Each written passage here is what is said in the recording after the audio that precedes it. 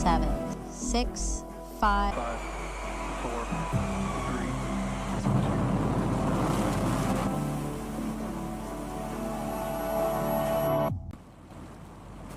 We have to stop.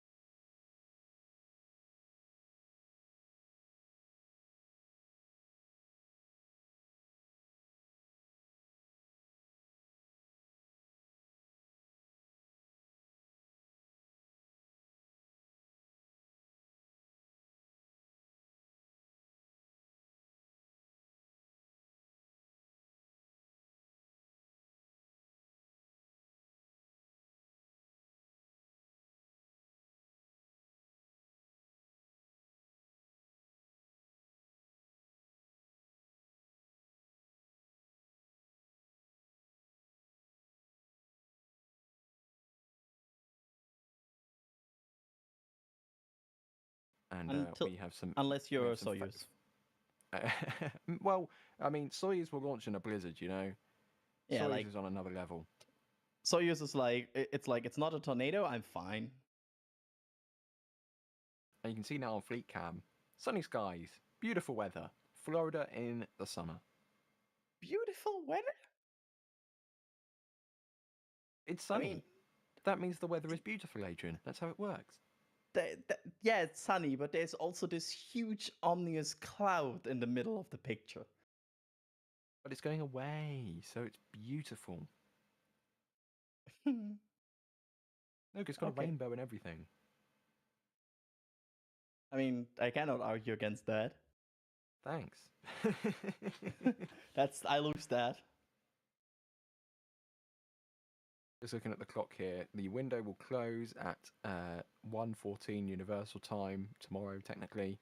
So for everyone asking, we do still have a long window left to go. We are allowed approximately 2.5 minutes to where that go no go would be declared, should I say, by the launch director? You know what I mean. You know what I mean.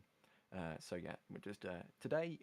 This coverage has turned into a bit of unintentional marathon coverage for Türksat 6A on this Falcon 9 B1076. So we'll just have to wait for a little while. But we're just hanging out in chat again. Any questions? Tag us at NASA Spaceflight. You don't need to super chat. You don't need to gift memberships or anything to send in a message. Literally anyone who has access to the chat can just type at NASA Spaceflight with their question, pulls into the queue here, and we'll get through answering them. Are you excited for tomorrow, Ryan?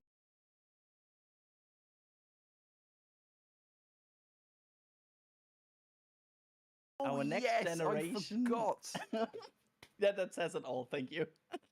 Europe's next generation launch vehicle, Ariane 6, is going to launch tomorrow. I mean, I think it's fair to say that you naturally would be more excited than I am, because I think your nation's flag is on the outside. I think that might explain it. That's true. But you're still an ESA contributor, right? So yeah, we give ESA some money. We just don't get our flag on the side of the rocket. Yeah, my opinion is of this. First off, I love I don't want to trash any person working at the Ariane Group. Like, they are probably very smart engineers working on this, and they made a rocket happen here, and that's always a cool thing. However, I still wish our ESA path would be a bit more bold and a bit future looking, and I feel like this rocket is not that super exciting. It's very it's in a way very ESA. It gets the job done. And I will just say, everyone in chat, no, there isn't an earthquake, it's the wind. As we were explaining earlier, we are not next to the rocket. We have to zoom in quite a long way, then it gets windy, and when it's windy, it makes the shaking of the camera a little bit more exacerbated, so don't worry, it's just a bit windy, which is why we're in storm coverage mode right now. Beautiful rainbow from Cape, from one of the Cape cams. But yeah, I mean, I'm excited for Ariane 6. It's not the rocket I'm most excited for, but it's a rocket nonetheless. I'm still excited for it. I will watch the launch. I will be excited for it. I will be happy if it launch. But yeah, I mean, it's still a cool rocket. I got to see both parts of this rocket. That actually this rocket, like I saw the first and second stage, so that makes it kind of special to me. So yeah, I'm totally excited to see it launch, and again, wishing the Ariane group and ESA tomorrow best of luck. Something I do just want to bring up with Ariane 6 though is, and this makes perfect sense, but Ariane 6, for those of you who don't know, it has a version with 2 solid rocket boosters and a version with 4 solid rocket boosters. Now, the 2 solid rocket booster version obviously only has SRBs on 2 of the 4 attachment areas, right? But the stickers on the outside only line up with the 4 SRB version of Ariane 6. When there's only 2 SRBs, like there will be on the launch tomorrow, the stickers are offset by 45 degrees to the SRBs. Now, I just want to get chat's opinion on this. It's kind of messing with my brain a little bit, and I don't like it. Why couldn't they offset the stickers by 45 degrees so that they would be perpendicular to the SRBs? Yes, I agree. I hate when stickers are not symmetric on rockets. It's absolutely a secondary thing, but I will complain about it. They're stickers at the end of the day. Like, maybe they're a bit more. Maybe they're aerospace grade stickers. I'm not a professional, but it just seems why couldn't they just move the stickers? Hey Carson, want to Stick them get somewhere ready else. for update this clock in the top left to 7 p.m. Eastern? Oh, how wonderful! Hey everybody, do you like us talking about weather? Because you just got an extension of this. It's And the clock resets riot. to 1 hour, 5 minutes, and 30 seconds. And I believe this may be a recurring feature of today's live stream. It just means we can do 30 more minutes of sticker chat. Absolutely. This is the Ryan and Adrian podcast now. Welcome to today's show. Hey, I want to talk about stickers. There we go. D, what's your opinion on asymmetric stickers on rockets? You know, we had a very special NASA meatball on one of the crew missions.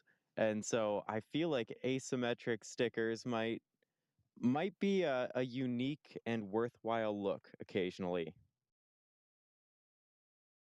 Interesting opinion. I will accept it. You daren't say wrong. I mean, there can be some, like, there is a good way of asymmetric. Like, I don't think Ariane is having the good way of that, but there are. So my personal biggest rocket problem ever with asymmetric things on a rocket is Atlas in general, because the SRBs are never symmetric. The SRBs in every single configuration are kinda off, and it's weirding me off. I don't mind that as much, but the thing with the Ariane 6 is that they've chosen like a plane for those SRBs to attach to with the 2 SRB configuration, and decided to stick the stickers intentionally at an offset to that plane. Atlas makes sense because there's physical hardware in the way for those SRBs, and like, yeah, sometimes it might make sense. You only need one SRB to give you a little bit of a kick off the pad. And here we go. Carson's bringing up the photo now. The SRBs are 45 degrees offset to the stickers. Okay, I don't like that. Really. What's your opinion on this? Do you think this is a good way of asymmetric stickers? Move them. Just stick them in a different. They're stickers. Like I will begin this statement by saying I am not an aerospace engineer. I am not an expert on applying stickers to rockets. However, what these are not structurally integral parts of the vehicle. Why could you not just offset the stickers by 45 degrees? Yeah, I would definitely prefer a 45-degree offset on those stickers. But they aren't awful, I will say. And from like just thinking from personal experience setting remote cameras and whatnot, sometimes the best angle of the rocket is like offset 45 degrees or so, or offset just a little bit from the flame trench so you can get the exhaust coming towards the camera. And so being able to shoot that with a head-on view of stickers could be a nice change. I think it's the best angle, for example, for Starship. Starship, I think the best angle is where you get some heat shield, some of the silver, and also some sort of flap. It's like this 45-degree offset where it has everything. That's, I think, the best Starship angle for launching. I agree. It gives off that kind of. It gives off the silhouette of what Starship looks like with the flaps and just it's Yep. just the right angle. It's ironically not a right angle, but it is the right angle. And it looks like we've got some rain now falling on our Cape cams once again. So maybe the rain is back. Yay, rain. Somehow the main- rain returned. The main part of the storm does appear to have moved entirely or nearly entirely offshore at this point, but the rain has returned to the lens of Cape. I believe this is Cape 02, one of our Cape cams here. So yeah, and you can see it's gotten gloomy over the VAB, but the rainbow is getting stronger, which does make sense. And If it's SpaceX raining again. update. What we already know, liftoff of the Türksat 6A mission is now targeted for no earlier than 7 p.m. Eastern due to unfavorable weather conditions. I'm shocked. Yeah. Good one. Oh, and this is the view. This is Florida weather. This is the view from the Kennedy Space Center, looking to the east, and it's beautiful blue sky, puffy clouds, wonderful sunlit 39A with the strongback there, and a crane. What are they doing there? But just a few miles down the road, torrential downpour.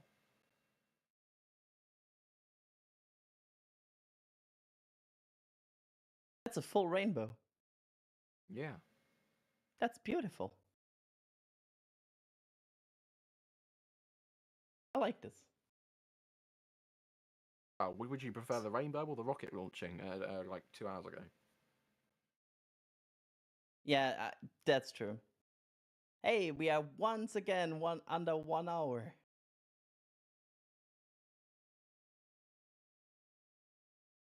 Isn't that great? We've done it a few times already today. I wouldn't be surprised if it's the last, and I also wouldn't be surprised if it isn't the last. So we'll just have to wait and see. I'm just trying to build up a queue of questions here that we can rattle through and do a question segment. I feel like the sticker chat portion of the stream has come to its natural end, ladies and gentlemen. So hopefully you enjoyed the NSF sticker podcast. But we're still waiting here for this storm to pass. Ever so We should gradually. rename this stream at some point. It's like SpaceX Falcon 9 launches Türksat 6A. Well, actually, it's just Stormwatch. And we have even more reds. So we now have 5 areas in phase 2 lightning warning. I'll say it again, those blue areas on the left, that's the name of the locations. The yellows in the middle, that's lightning watch phase 1. That means be ready to go into phase 2. And then the areas which are red on the right, those are the areas which are in phase 2. The green ones aren't, as the KSC Weather Channel changes to some other data and information, which I'm sure meteorologists understand. But oh, look at that! The rainbow, I believe, is concluding on the beach there. So I think that means there is immeasurable wealth at the end of the rainbow there, and there are some people walking towards it. So congratulations. Yeah, as you can see them in the top, bottom left. They're going to the end of the rainbow to collect that wealth.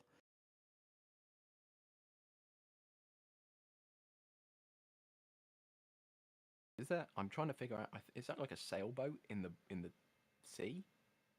I think that's my preview is very small. I think it's like what's the floaty things again that you do in Buoy.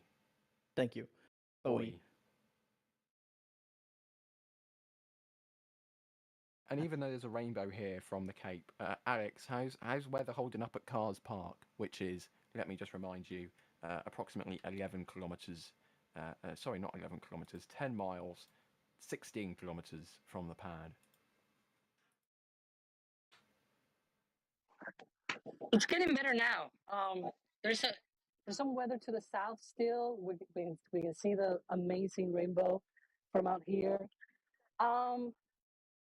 To the west, it's actually a lot better. Like right now, the sun is really, really shining through a very big blue sky to the west. But unfortunately, the bad weather is right where the rocket should be going, which is to the east for today. So, yeah, kind of hoping that all of this weather kind of goes in the right direction, which is not towards the rocket.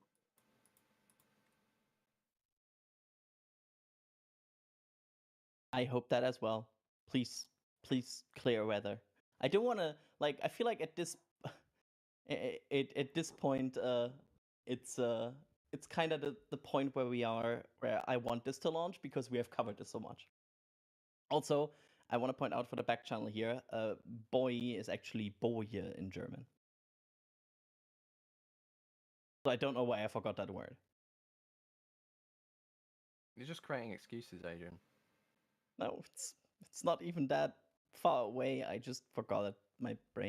My brain stopped working. Is this Roseanne? Sorry for pronouncing that. Probably butchering that.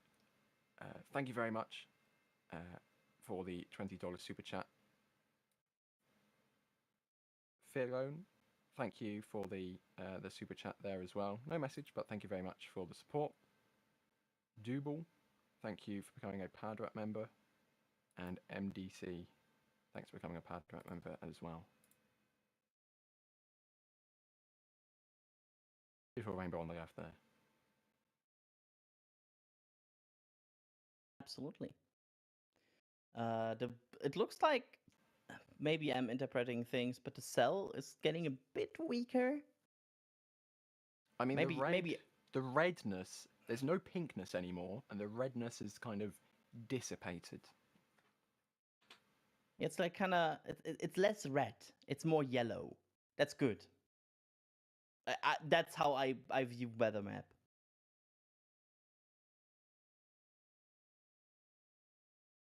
You can see the bushes pushing a little bit more breezy, maybe. E, how's the breeze?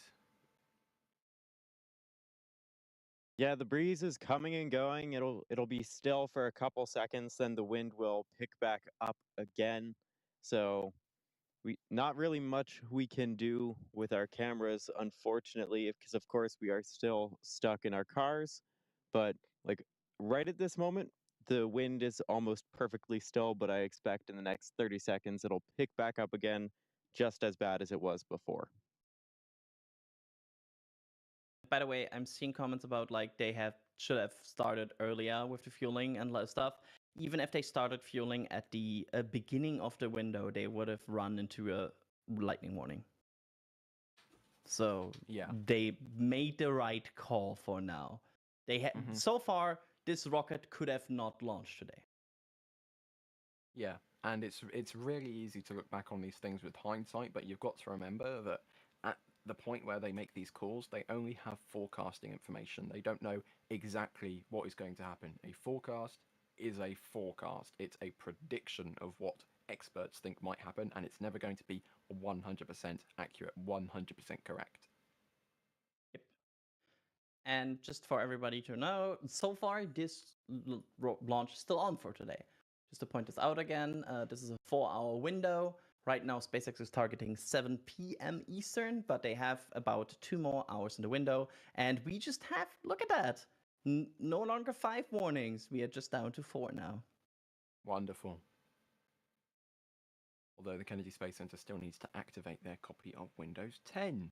So as long as that clock in the top left is ticking, that means we're still on for a launch today. If it stops ticking and displays a different message with an orange or a red background, that means something else. But for now, we are still counting down to a T0 of 7 o'clock dead on local time, which is in 52 minutes and 25 seconds time. And we can see the greyer skies, shall I say, behind Space Launch Complex 40. The sun is now shining on the fairing, that brand new crew access arm, and those 4 lightning protection towers, which luckily have not had to do their job today. And I'm being informed that I should also mention the big white radar balls on the left-hand side of the picture, which are for radar things. I don't... Adrian, do you know? D, do you know? No, I don't. I have to. I have to pass here. I'm not a radar expert. I am not either. But yeah, they're right in the foreground here, depending on where exactly you're set up along this road to shoot the launch. It still looks so cool, by the way, with the crew access tower now on 40. Like, Yeah, it looks like so a proper much launch more. pad. Yeah, it's no longer just like a rocket standing here. Like, there's I don't know. It feels more complete to me now. Mm-hmm. It's like it's been upgraded in class. It's moving up in the world. Yeah. And I'm going to ignore what I just saw in the back channel and continue on with some questions. But you may not ignore the other thing. I sent you a Ah. picture on the back channel. It's currently clear over the pad. The problem right now is not over the pad, but a bit downrange. There's a band of clouds, and there's still rain coming to the north as well. I can see lots of bands of clouds going up north. By the way, I also changed my microphone, so I hopefully sound much better than before. You do sound a little bit more clear, Alex. I'm just grabbing this question right off the chat because I think it's a good one. Are there any wind limitation on rockets like airplanes have? Tailwind, gust limit, etc. Yes. Rockets have a corridor in which they can operate in winds. And if winds at certain altitudes and certain levels, and gust, for example, gets too high, a rocket cannot launch. So yes, even Falcon 9 or any other rocket has a certain wind corridor they can operate in. And if the wind is too high, that also can scrap a launch. Especially, we have seen, for example, with Falcon 9, upper level winds can be a bit of fun from time to time. So yeah, it's a thing. Rockets can scrub because of wind as well, which is, by the way, apparently not a concern today. I've lined up some questions here, so I'm going to go through them very quickly. Well, not very. I am accustomed to saying very quickly, but we have 49 minutes and 15 seconds to go. So we have a little bit of time here, just over 11 minutes until that go-no-go for prop load is supposed to be announced. Anyway, Dave Watkins, first of all, Adrian, when NSF stickers? Working on it, no update. Of a sticker thing. Working on it, no update. Okay. 42 Spacebar is asking, is Jack Byer ever coming back? That's a question I've been asking myself recently as well. But don't worry, he went to New Zealand with Max to see the Rocket Lab launch, and then stayed in New Zealand for a little bit of a holiday. And he's back in the United States now, and he should be arriving at Starbase sometime this week, I think, maybe. Yes, Here, here comes Alex. Yeah, because I've been with him. But yeah, he's doing great. I guess he's back. He's back on the U.S. He would be if we get Static Fire or whatever streams this week that are planned in these huge road closures in Boca, which is the usual 828. Jack would be on these. So yes, you're getting some Jack time in the future again. Booster 4 is asking, what is the trajectory for this launch? And Adrian, as this is a geostationary transfer orbit mission, I believe it's going straight east. Yep, it's due east, and it's going to GTO. Basically, the rocket will fly right to due east and then deploy the satellite to a geostationary transfer orbit, which means the apogee is basically almost somewhere in that geo orbit, while the perigee is the lowest point of the orbit is still lower, and the satellite, actually, I should say, will then use onboard propulsion to raise itself higher to its final geo position. So that's what it will do. We have Apogee MC asking, which person on the NSF team exhaled into their mic to create the whoosh sound whenever the camera views are changing? I can confirm it wasn't anyone on the... Thanks for the demonstration, Carson. I can confirm it wasn't anyone on the NSF team. That was a... I think it was like a ghost effect, sound effect I got from the sound library we used, and I sped it up so it was a bit faster. So I forgot what it was actually called, but it isn't anyone on the NSF team whooshing. But we should do that. That would be a fun way to add some unique character to the streams. Just make the sounds ourselves. That would be so funny. Okay. I'm gonna swiftly move on, however. Andre asking, question from Europe: do we have any plans for Ariane? Unfortunately, we don't have anyone on the team who lives in French Guiana. And Adrian, I know you may have looked before. Travel there is a bit isolated.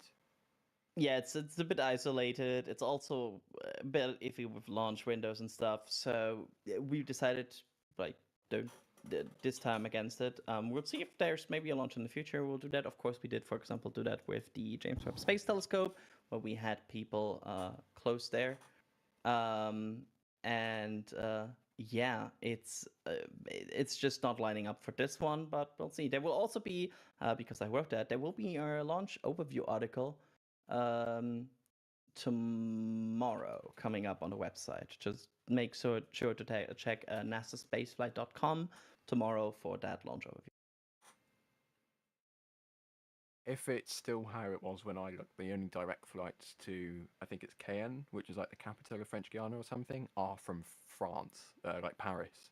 Yes. The only international flights. So, you know, for our US team, even though they're based in the continent of America, they would have to fly to France proper and then fly back over the Atlantic to French Guiana. And that would still be like a huge transatlantic flight for any of the European team. And, you know, for Ariane 6's launch date, if you haven't noticed, has been slipping ever so slightly for forever. So it's very difficult to kind of plan these things ahead, which means it makes them very expensive to go and cover. El Hutto, sorry if I'm pronouncing that incorrectly, is asking, is Launch Complex 39A reconfigured for Falcon 9 after every Falcon Heavy flight? Yet, how does the process work and how long does it take? If only we had someone who knows a lot about Falcon 9 that would be in great. Commentary right now. That would be oddly convenient. Amazing, you could say. Yeah. I'm looking at his unmute icon if he unmutes. Yeah. I'll give it a little bit more time. Maybe he's not on. However, we are kind of venturing into the more awkward end of the waiting period now. So, Alex? Adrian, I think you might have to end up answering that one. Okay, yes, they reconfigure the pad and also to my knowledge, DTE. There is some reconfiguration to be done after every Falcon Heavy flight. Yeah. There he is. Let's go. Hi. Yeah, sorry. I'm here with all the people as well, so I get distracted very easily. Yeah, so basically what they do, the mount where the rocket. Alex, unfortunately, you're getting a little bit roboty, so I think your signal's a little bit spotty. Oh, So because hang on. I'm sure your answer was very thoughtful and full of Very interesting long. information, and very long. Yes. Sorry, I'm moving. I shouldn't do that. Am I better now? Give it a go. Yes. Give it a go. You know, it's my first time in the field, so you gotta give me time.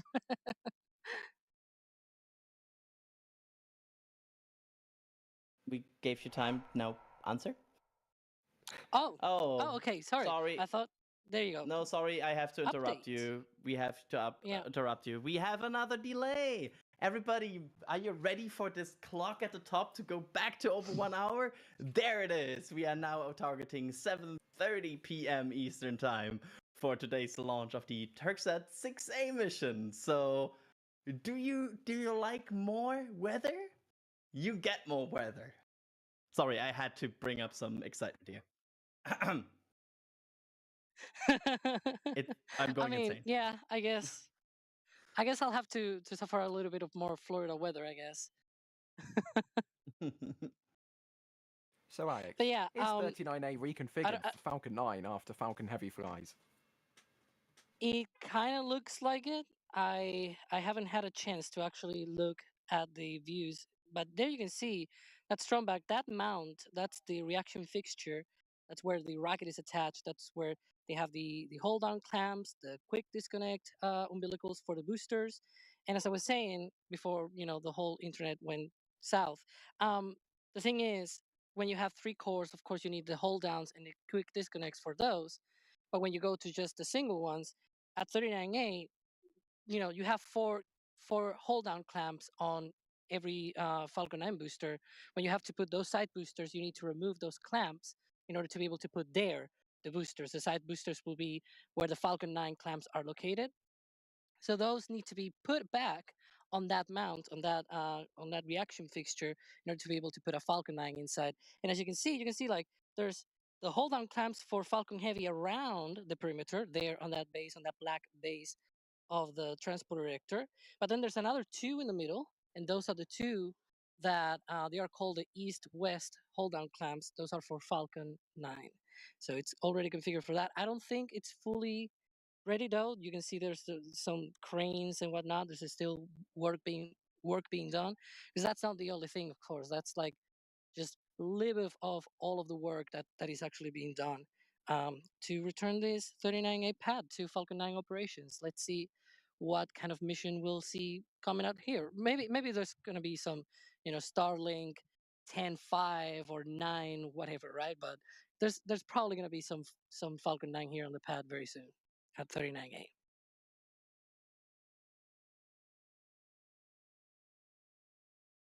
Thanks for the answer, Alex.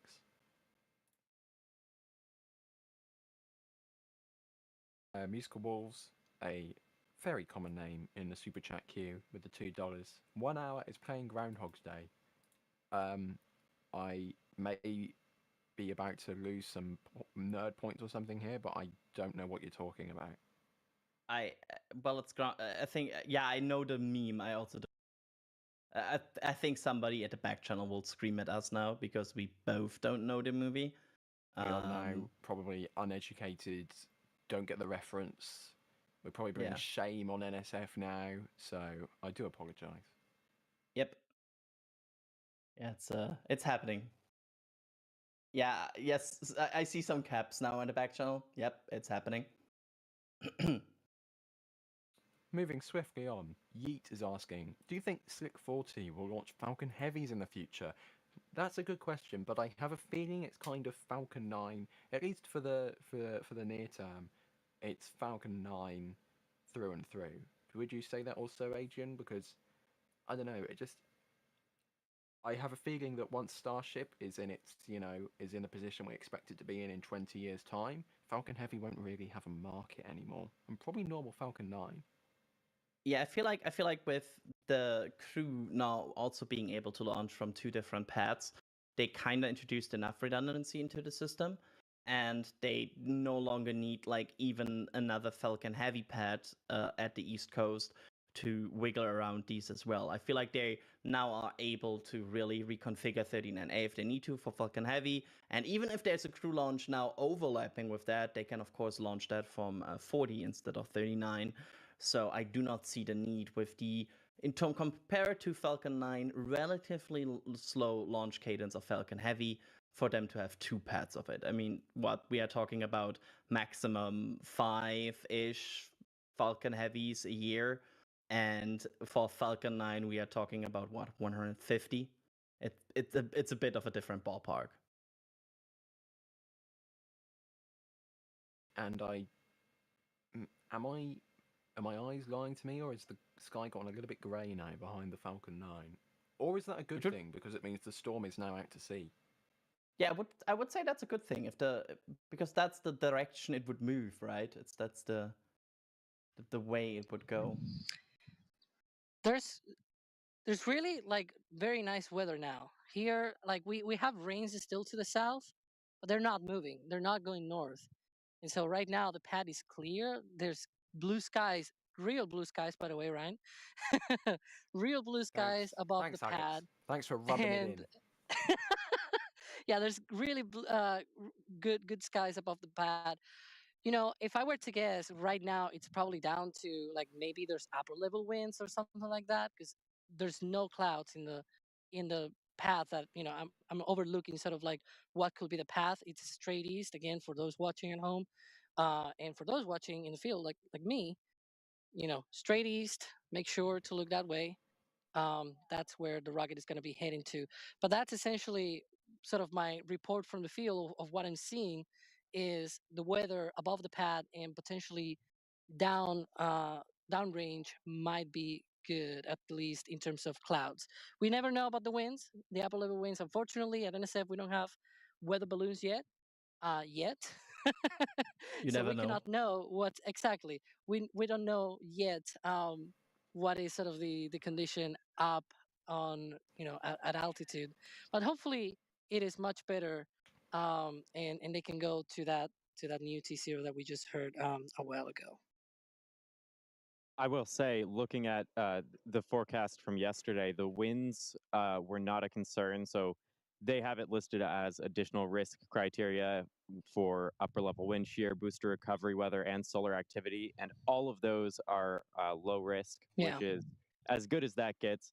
The concerns for violating weather constraints were the cumulus cloud rule, the anvil cloud rule, and the surface electric fields rule, which, of course, we have seen a lot of that with the lightning in the area as well as the dark clouds overhead. But that wind shear, at least yesterday, wasn't predicted to be one of the concerns.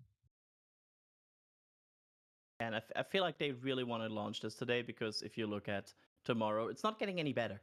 Like, if you find some way to get this off the pad, that would be really nice because tomorrow they're probably in for the same dance. Yeah, tomorrow, if it were to have a 24-hour delay, it was the exact same concerns and the same low level on all the additional risk criteria. So we really aren't any better off looking at tomorrow. And you can see there on that graphic on the right, there's some labels there that say complex 2016 14 13. It has 36 and 47 and 46. Those are all the paths are to the south, which is where they are the closest to the cell, and they are the closest to this very big cloud of rain and storms that is to the south of 40.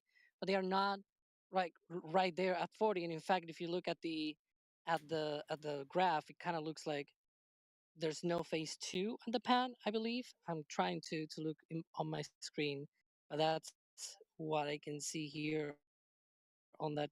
Alex, you're going a little And bit roboty again. But what you were saying was correct. Copy. look at that. I think that's max feed. Yeah, so the color profile on the two cameras from Max's camera and D's camera are, ever so slightly different. So if the put my teeth back in, if the color changes if the color of the sky changes, like one looks a little bit more grey, one looks a little more blue. That's just what it is. It's like it's the different cameras having different ways that they pick up on the color. Look, there you go. The sky's blue on one and grey on another. So it's just the white balance of the cameras there. Yeah, so I shoot my video in log, and so I have a separate device that's applying a LUT to its image. And then, of course, when I edit for slow-mo replays or anything, I'll do a very quick grade on any of my footage. So perhaps I'll update the LUT on that device so we can get a slightly brighter image in the live feed. I think you might just need a dark grey rainy day LUT that makes everything look sunny and bright and beautiful. Can you do that? Is that possible? Magic?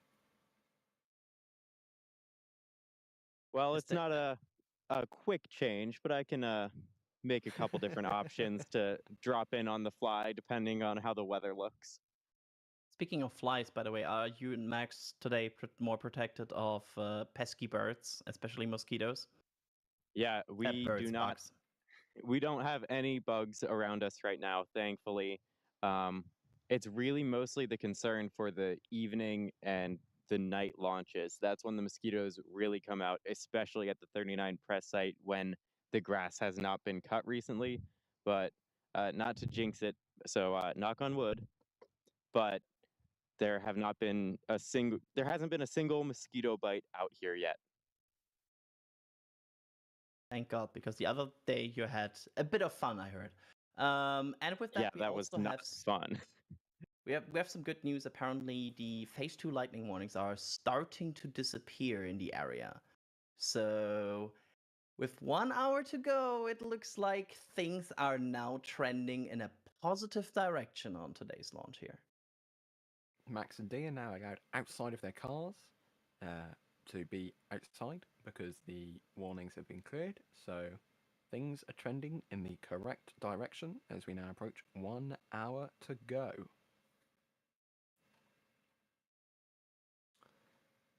And there you go, the board is green. All of them are green. That's I think basically a first almost for day today. Like Yeah, we still finally have some, full green. Yeah, I mean, we still have some phase 1 warnings in place, but that's to be expected. Those are the be prepared for phase 2, not the kind of the top level warning. So phase 2 is the top level warning there, which means you have to get inside of a building or a vehicle or something along those lines. Yeah, I'm using my commentator jinx here again, but I feel like with this board, we might, with 7:30 right now being the launch time, and with also some secondary cells somewhere in behind there, I wonder if they will go for this and just try. Because at some point, you have to, and it's not like they're not getting, like, the conditions might not get any better at some point. So I feel like there's a good chance that this might move into fueling.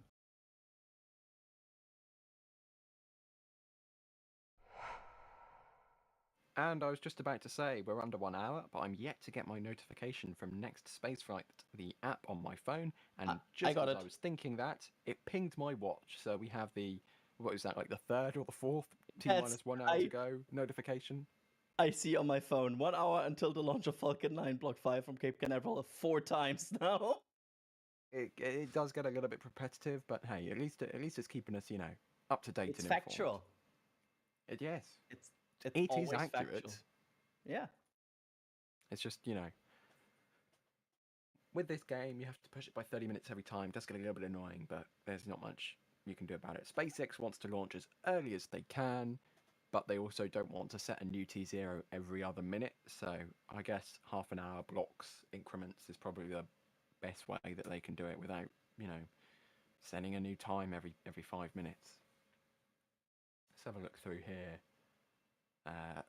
Patty is asking, if this launch does not go ahead today, when is the next launch date? And Adrian, I believe they have an opportunity for tomorrow, but according to the 45th Weather Squadron, it's the same kind of conditions we're expecting. Yes. It's basically the same kind of window. It's a 5:20 p.m. Eastern time window for 4 hours with exactly the same weather. So if this doesn't launch today, we are kind of in for a bit of the same show.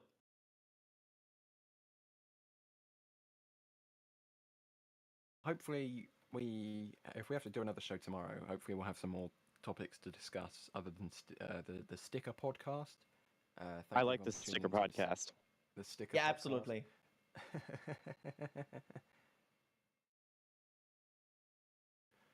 Let's have a look through here again. For those of you just joining us, I know we've been live for over an hour and a half at this point, but if you're just joining us and wondering why on earth the rocket is still there and the clock still says T-minus 1 hour, we've been delayed a couple times. We've been waiting for a storm to roll through. It hasn't done a direct hit, to say, on the pad, but it started off to the southwest, kind of between Cocoa and Melbourne. It was then drifting up to the northeast, looking like it was going to hit Cape Canaveral, and then it kind of turned to the right ever so slightly and started moving kind of due east in that sort of direction.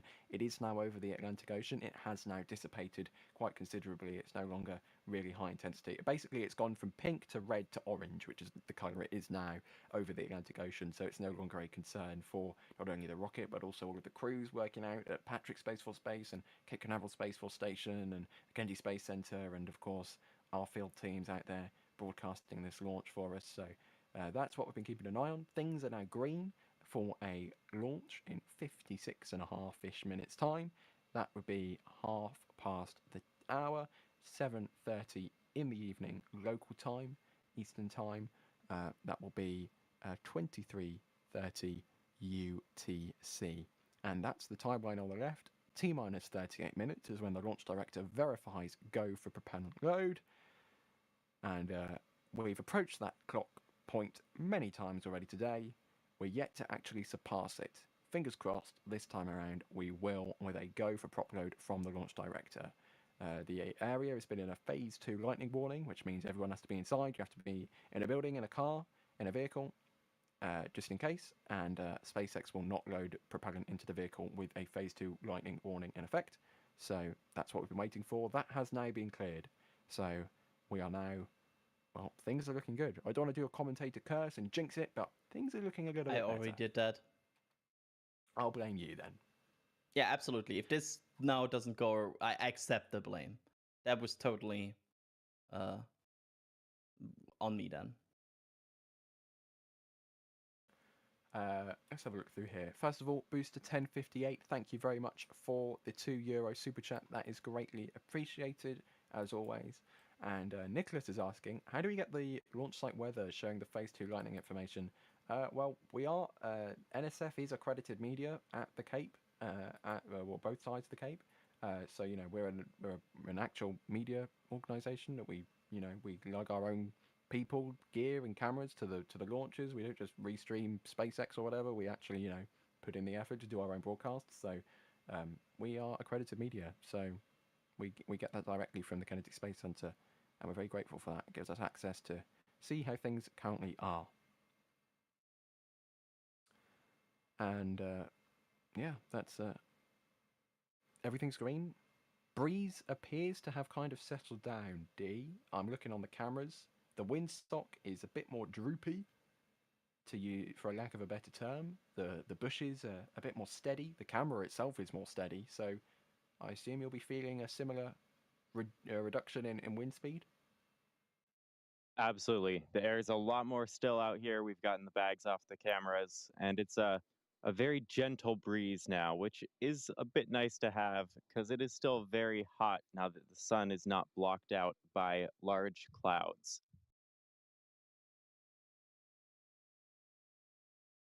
And Kevin in the back channel is reporting that mosquitoes are coming out at Cars Park. SpaceX needs to launch. So Kevin, who is very much used to the interior of his studio, is now facing the full force of Florida, which I am going to say might be slightly amusing. I would just tell Okay, as Kevin to someone that make is actually sure. next to Kevin here. Oh, sorry, D, go ahead. I was just gonna ask you two to make sure that the mosquitoes stayed over there, away from us here by the rocket, please and thank you. Yeah, so I'm actually here next to Kevin. I think he's being a little bit like he's exaggerating things. It's Dramatic, not really that bad dramatic. here. Kevin, Dramatic, dramatic? yeah, No. dramatic. No, right? But yeah, it's getting clear, and it's actually a lot better now. It's even cooler as well. The wind is now cold, which is good.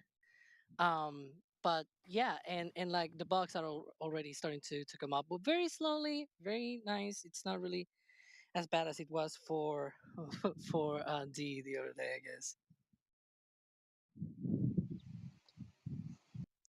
No, they were not great the other day, but I'm having a great time this evening as the sun sets. We're getting even more beautiful light with every passing minute, and not a single mosquito in sight out here. Yeah, I can say I looked at the aftermath of that, and it was not good. So I really, we're still in the countdown, right? We're still waiting for this launch to happen. It kind of looks like the weather is good for that. I gotta say, props to you guys because you were out there at 4 a.m.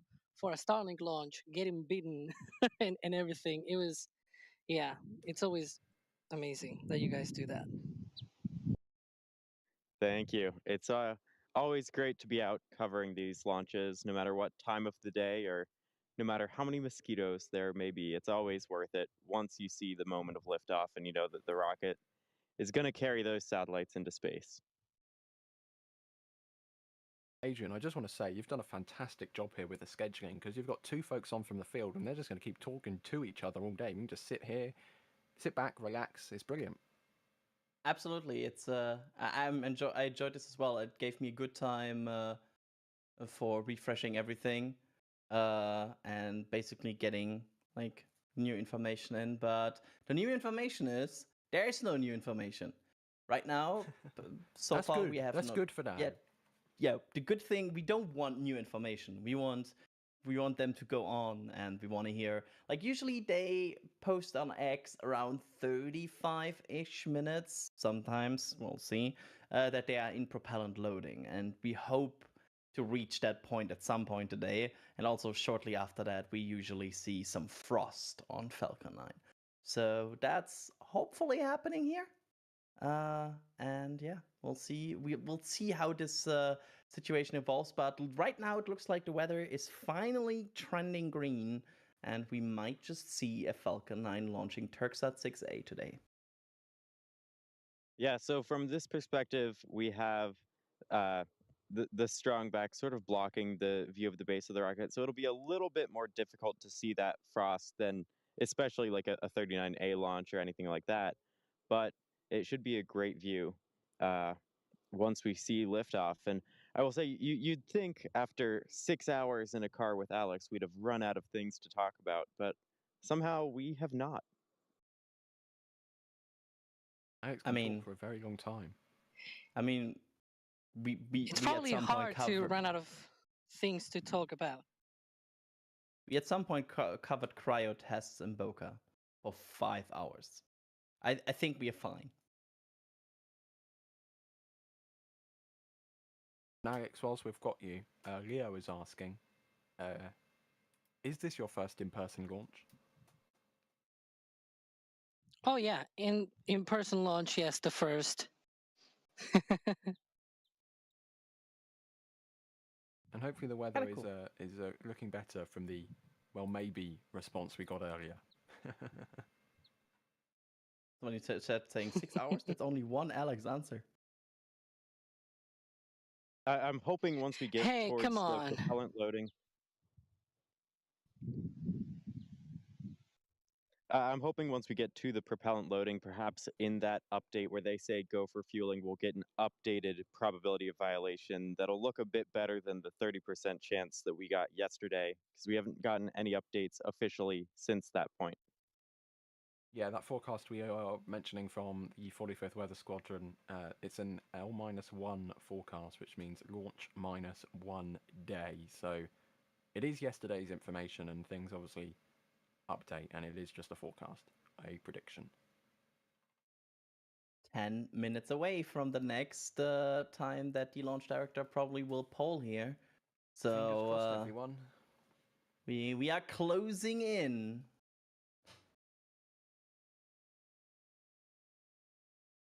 Once again. Yeah, we just got to wait patiently. I hope you're all waiting patiently.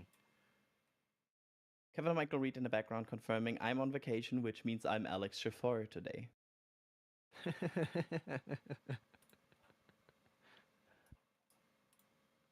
is his new title. Yep. No longer live stream producer, Alex's chauffeur.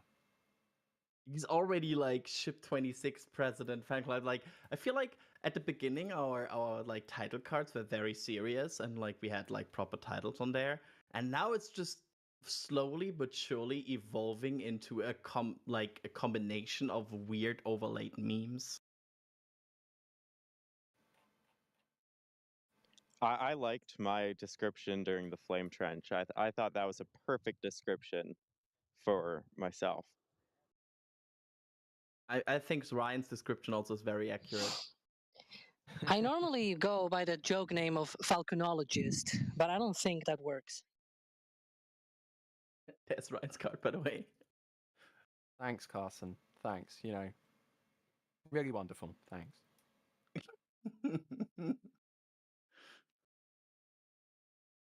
Wonderful. Looking through chat Good. Improbable Scout is asking, any news on when the first crew flight from Slick 40 will be? And I believe, Adrian, if it's the mission I'm thinking of, it could be this month. Yes, there's a certain mission, you might have heard about it, called Polaris Dawn, which is right now net July 31st, and that would indeed launch crew from Slick 40 on the Crew Dragon Resilience, which is a very exciting mission because it will feature potentially the first EVA done by a private astronaut. And an EVA, and basically the mission also would go high, basically the furthest we have been since the Apollo missions. So quite an interesting mission we are looking at the potentially around the end of the month, according to the latest update from Polaris and Jared Isaacman. And yeah, one of probably the coolest mission that will happen this year. And yes, by the way, just to say, we will probably stream that. You think?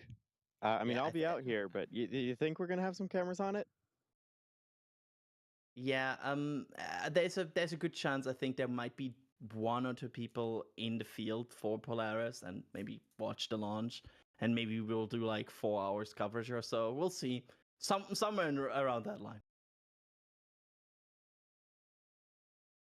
And Todd Johnson has gifted 20 Red Team memberships. So, first of all, on behalf of NSF, thank you very much. And second of all, on behalf of the 20 people in chat who just got access to the Red Team membership program for free, thank you very much as well. If you got one of them, make sure to thank Todd Johnson in chat, because you're supporting NSF, and then 20 people get access to memberships for free.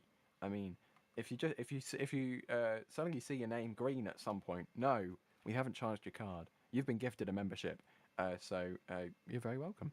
And I hope you enjoy all the behind the scenes photos and videos and things that Chris posts in the membership area of the channel page there. So yeah. And I'm also seeing a few messages in chat saying things along the lines of like those Bitcoin streams stealing content and things. Don't worry, you're in the official place. You know, thank you for tuning into the official place. We're aware of things. Crispy is working the magic in the background, so do not fear, everybody. Thank you, everybody, as well, for tuning in on NSF's channel. Let's have a look through here. Coming up on 44 minutes to go. 38 minutes is that critical time that we're waiting for. We'll either see a tweet that says we're go, or a tweet that says a new T0 has been established. I'm refreshing constantly the website.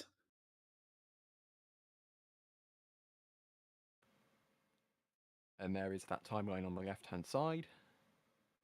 That 38-minute mark should be coming up in just about 5.5 minutes' time. We are certainly getting closer. Hopefully. We have been here before, Ryan. Yes, we have.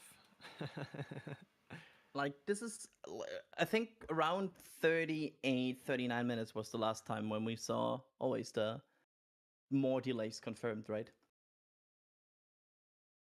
I'm just going to not try and curse anything, be optimistic, and hope that we'll get something positive for once today. I agree. I wanna see this fly. And whilst we have the time to do it, I'm just going to quickly run through B1076's entire manifest that it's flown. This is going to be its 15th attempt to fly, or launch mission, let's put it that way. It first flew back in November of 2022, launching CRS-26 to the International Space Station from Launch Complex 1309 in Florida. It then launched OneWeb 16 in January of 2023.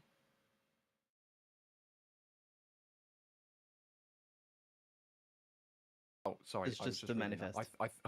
Carson, you panicked me, and I thought that we were looking at a new T0 for a second there. Phew!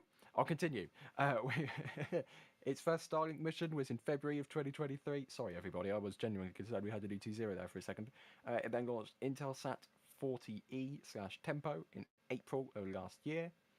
It launched Starlink 6.3, 6.6, 6.14, 6.21, then O3b mPOWER 5 and 6 in November of last year. Those, of course, for SES. Then it launched OVZON 3 this year on the 3rd of January. That was SpaceX's second mission of 2024.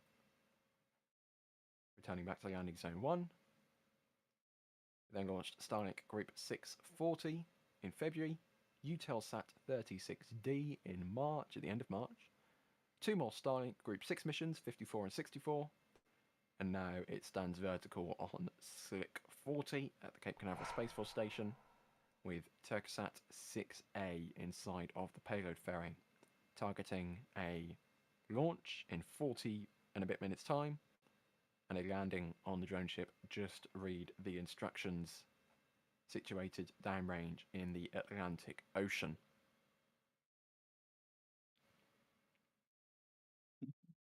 And the bushes are moving very slowly now, which is giving me confidence. We are getting good signs here. I don't know if I have the weather board ready, but it looks like things are good right now.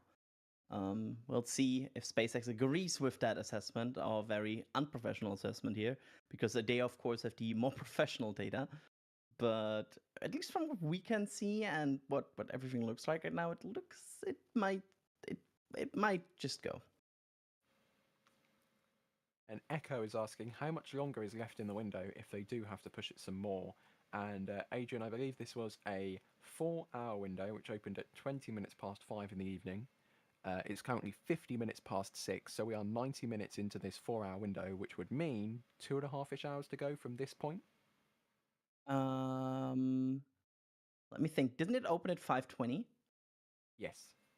So we are, yeah. So we are all gonna. So this current T0 is 1 hour, 2 hours and 10 minutes into the window. By the way, there's the weather board. So if this T0 pushes, they can push now for 1 hour and 50 more minutes. If I'm not mistaken here.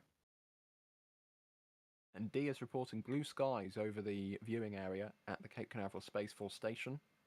So it's looking pretty. And the storm has appeared to kind of drift away from fleet cam and the Cape cams. So, yeah, See, looking Ryan, that's looking actually good exciting. weather. Thanks, Adrian. Any weather problem. where it's not raining, you can see the sun, I class that as good weather. Just saying, good weather. So apparently the window is not exactly 4 hours. It actually closes around 9:13. So it's a bit less than wait, let me do 60 110 minutes into the after this that they have time. A bit less. SpaceX needs to make their website more accurate. Just saying. 38 minutes now. We are now in the polling phase where the launch director probably polls the whole team about if they proceed with propellant loading. Should this happen, we will see condensation frost forming at the bottom of the rocket roughly in 5 minutes from now, and we should also get SpaceX confirmation very soon if this happens. We have crossed this point a few times before, but so far we have not seen any more signs of delay. So this is looking way more promising right now. We'll wait for SpaceX to either confirm propellant loading or for us to see signs of propellant loading, which both could occur. It's sometimes a bit random what occurs first. It's a race between condensation appearing on the rocket and SpaceX confirming they're actually going for it. Just have to sit patiently with the fingers crossed. Let me get that information shortly. But yeah. I'm waiting now. That's all I'm doing, everybody. I'll be honest, I'm just waiting. I won't try to fool you into anything else because I want to know if they're going to launch today or not.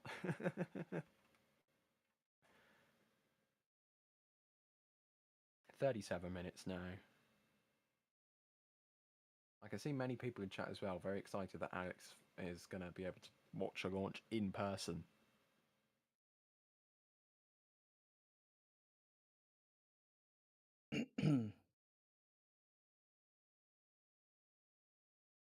$36 minutes now, still no signs of more delays.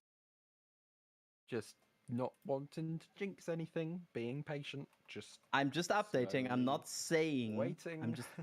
I'm just updating, Ryan. Yep. I'm just updating. stating the facts. Yep.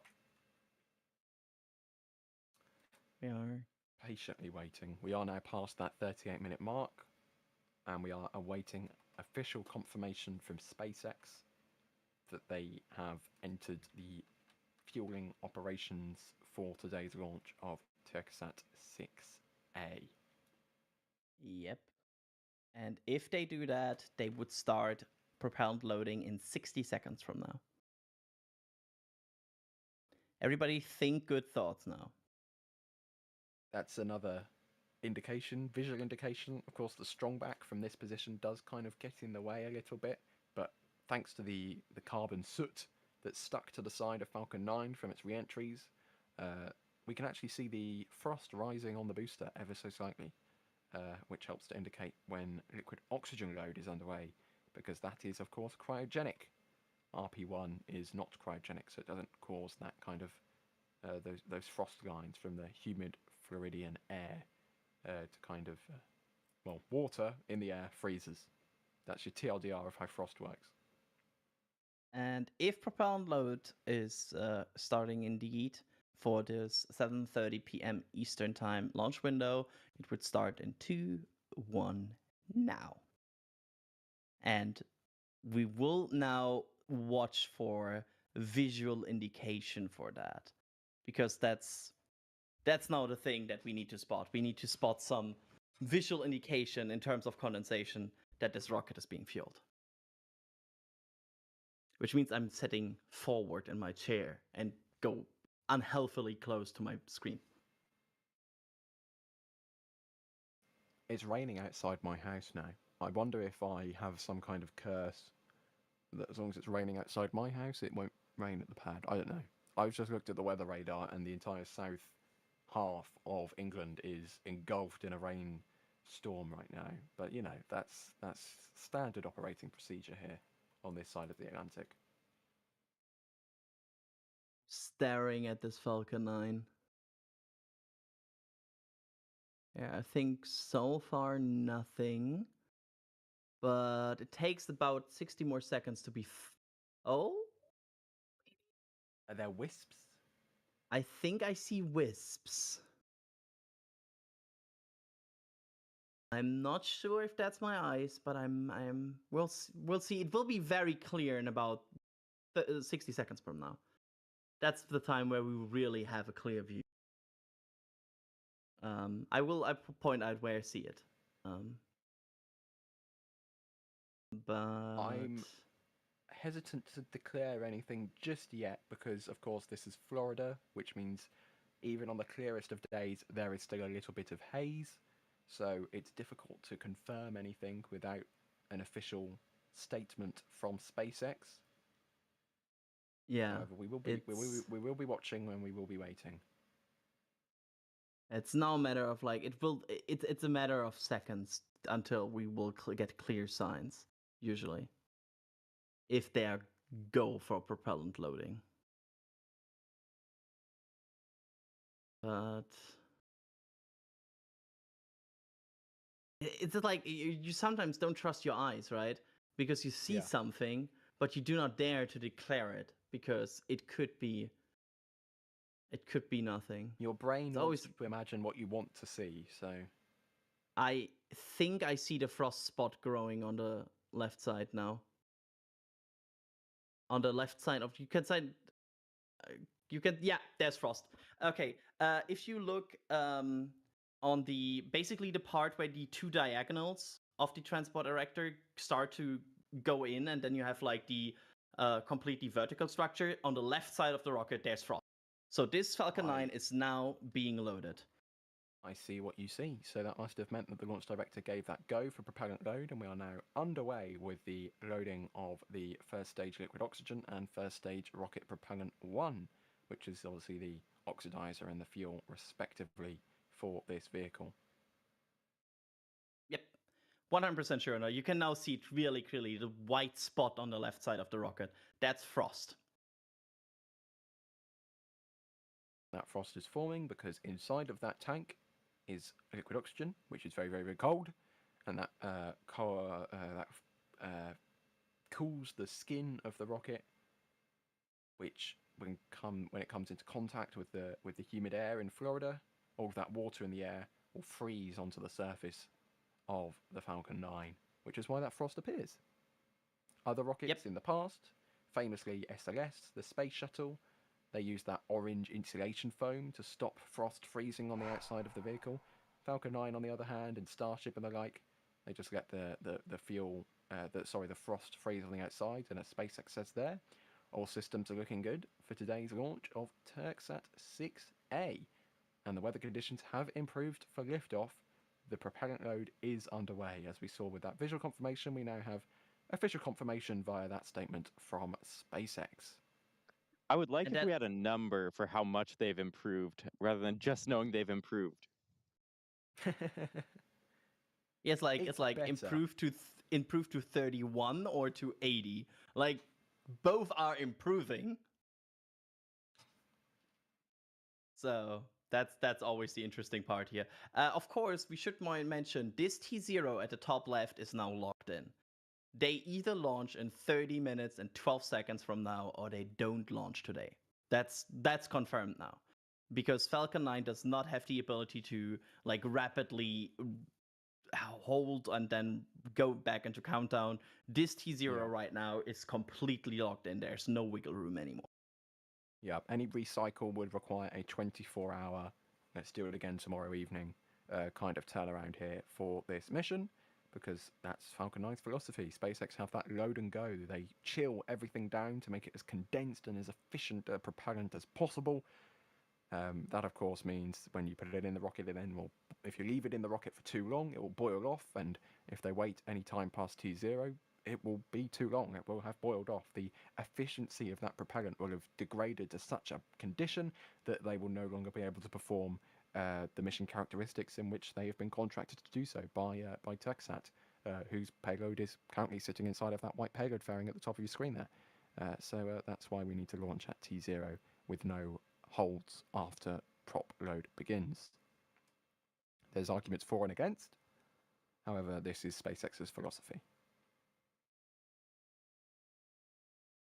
And now, the wait is on.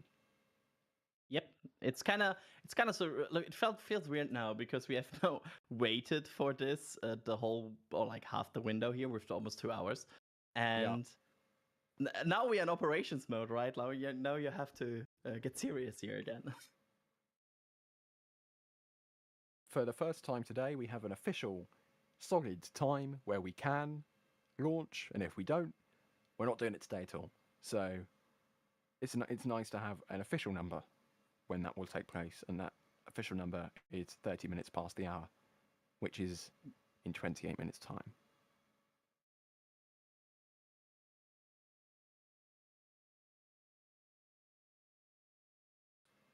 And I'm seeing some vehicles drive past the front of the frame here. And for anybody wondering, D, those aren't near the pad, right? Those are near you, correct? Yeah, those are not anywhere near the pad. Those are like a couple 100 feet in front of us. There is another roadway going to one of SpaceX's buildings. And so, yeah, they're nowhere near the rocket itself. Which is understandable because you don't want to near lifting off rocket. No, and one that's being fueled at that. You know, I wouldn't want to stand near Falcon 9 when it's being fueled, let alone when it's lifting off.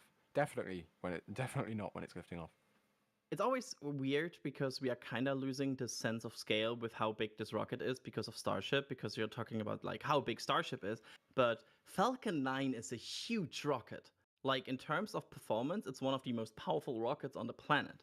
And it's sometimes kind of like almost being now in the shadow of Starship because you're like, oh, it's the 9 meter, almost 100 or like 100-meter tall rocket, but Falcon 9 still big one.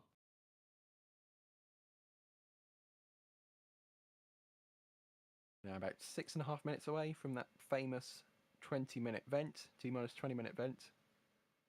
So Adrian, I will ask you, what's the point of the T-minus 20-minute vent?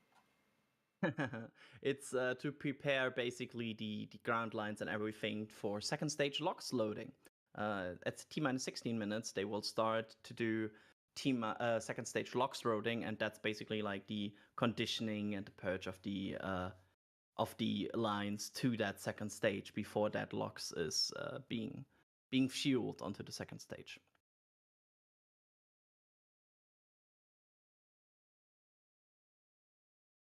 Patiently waiting now. At the end of the we day, can see the frost line for rising. A long time. You can see the frost line now very clearly rising on the left side here of the rocket. You can see this white spot there. That's the frost here as Falcon 9 is getting fueled. So there it goes. That's not the rocket suddenly losing its sud again. That's the frost, which is being stuck on top of the soot. That's it there, Adrian. I believe it's basically kind of baked in. It's very difficult to scrub off. Yeah, it's not like people are sometimes saying like, "Hey, why can they not wash it?"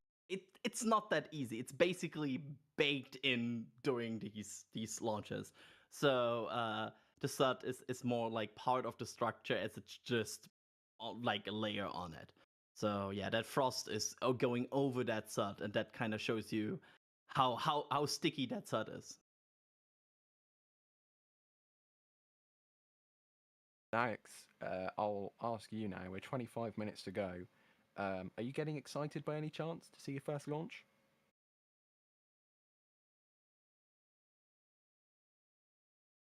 He told me he was there. You know, I asked him. Sorry, talking while muted. Yeah. Well, I will be a lot more excited if I was not chased by two bees. Because there seem to be two very specific bees that are really liking my scent, I guess. Yeah, it's please ignore the bees. They might also watch the launch. Oh yeah, by the way, we got some updates in the back channel about this bee situation, and at first was just one bee. Now we are hearing it's two bees now. So I feel like Alex These are is mission critical updates from Cars Park. Yeah, my like favorite Cars update Park was updates. the video. Yeah, We will not show it, but it's a video. But I guess we can now publicly confirm a video of this event D. does now exist. we had some fun.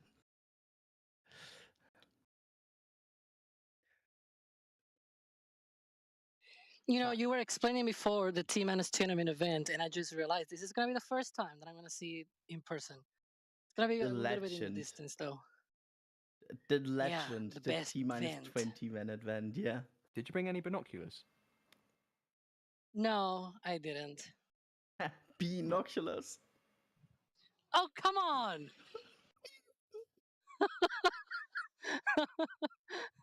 That's too cruel. Sorry. It would be unfortunate if these two friends of yours, Alex, would disrupt you as soon as the rocket lifts off. But I wonder if there's ever been like a study into how rocket launchers affect insects, because everyone knows that famous image of the seal with its headphones on when SpaceX wanted to start launching Falcon 9 from Vandenberg, but you can't really do that to a bee, can you? Well, I mean, it's probably not good to do that. I mean, chat has now descended into a pit of puns. Yep. Yeah. I was seeing that. It was, it was getting distracted by all the puns. That's. Yeah, it's completely just bee puns. Yeah, we have James saying behave, Crumble also saying behave, Alex, bee mania.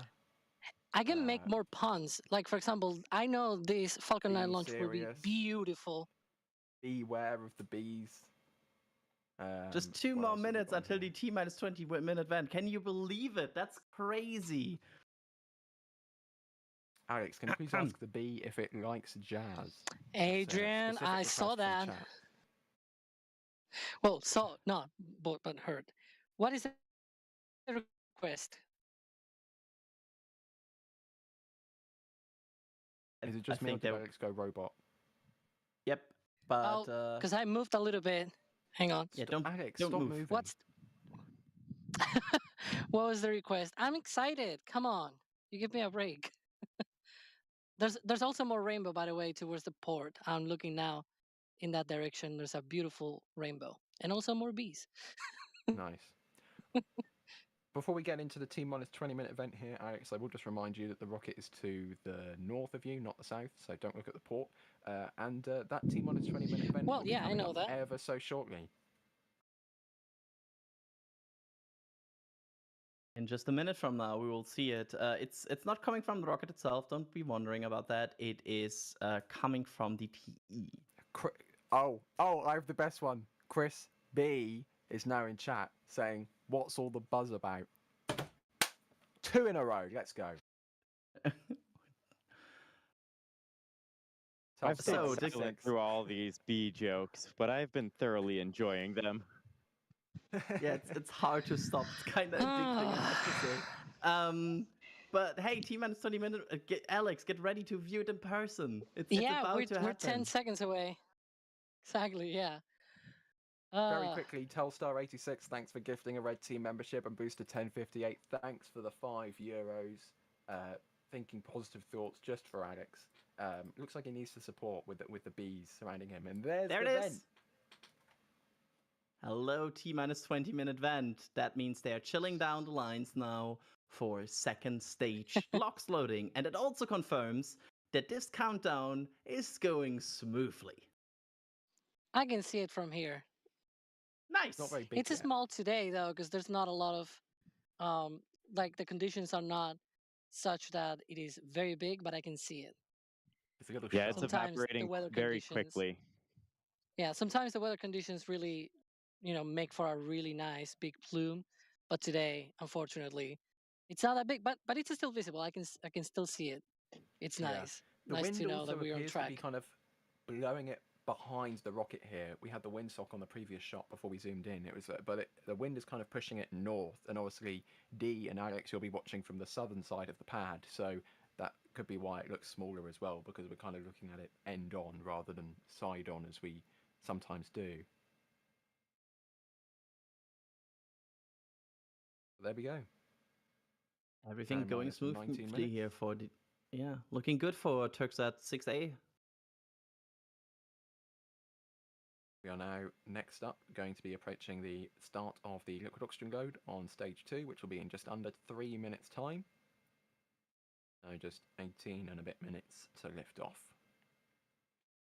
Bideford, a very common name in chat, always giving out the support, gifting 5 red team memberships. Thank you very much, Bideford. Always appreciated. And Laura is asking, will there be any new launch pads for Falcon 9? And this is a very interesting question, Adrian, because we have seen SpaceX acquiring a pad at Vandenberg, but they haven't really officially said what's going to be launching from there. I assume it might be another Falcon pad from Vandenberg, maybe?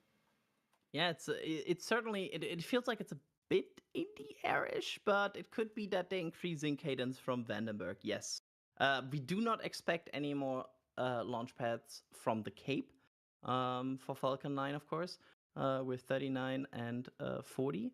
But it seems they might ramp up to potentially 2 launch pads on Vandy.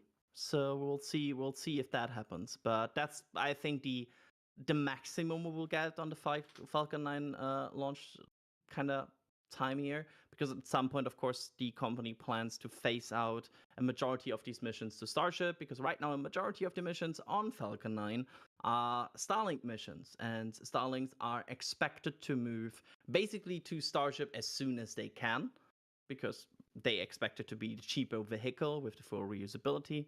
So that's their goal, and that will, of course, cut into the launch cadence of Falcon 9. So we expect maybe 4 launch pads.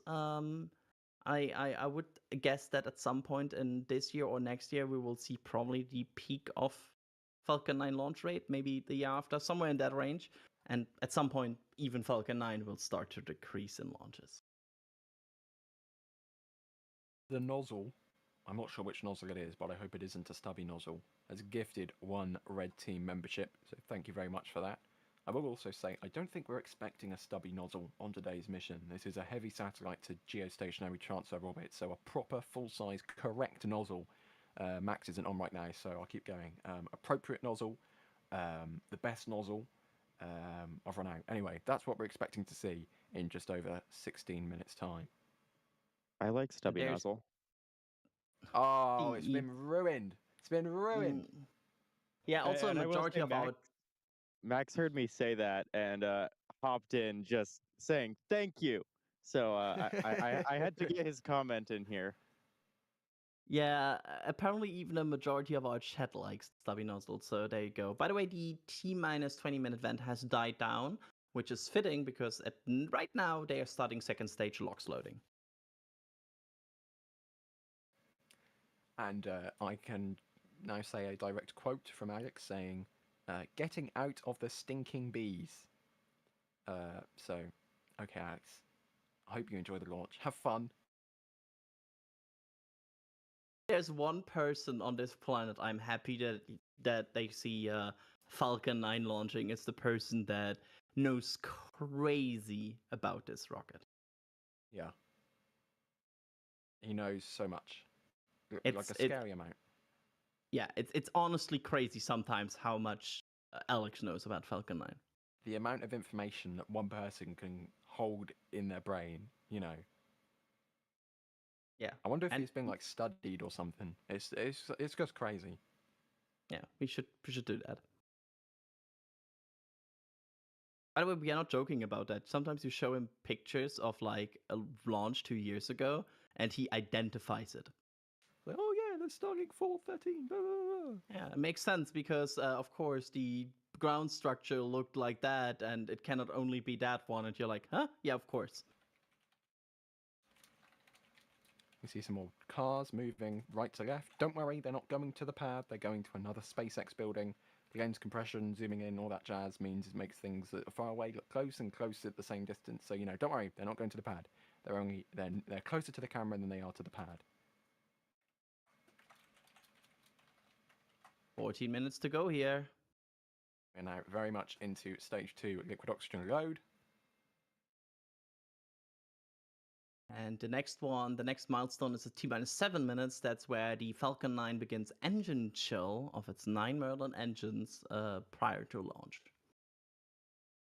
And that chill down means that I'll use a phrase that Das used on the Firefly stream the other day.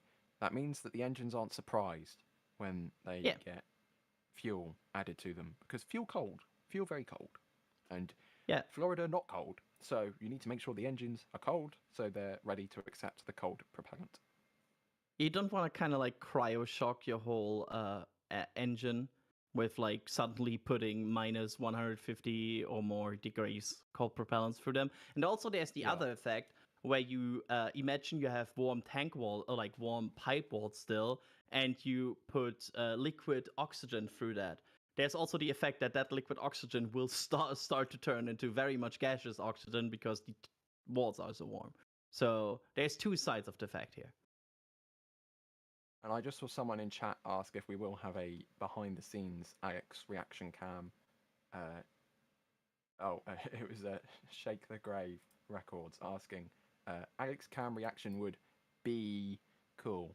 I won't confirm anything, but wink wink, Julia Bergeron might have something up her sleeve for us. 12 more minutes to go, 12 and a half, actually. And Willing Spy, this is funny. Objects on the screen may be closer than they appear. Brilliant. Here we go. Just over 12 minutes to go. Sun coming, the lighting becoming a little bit more warm as the sun approaches the horizon. No chance for a jellyfish today at this T0, unfortunately. We are now approaching 18 minutes past 7 in the evening. Sunset at Cape Canaveral.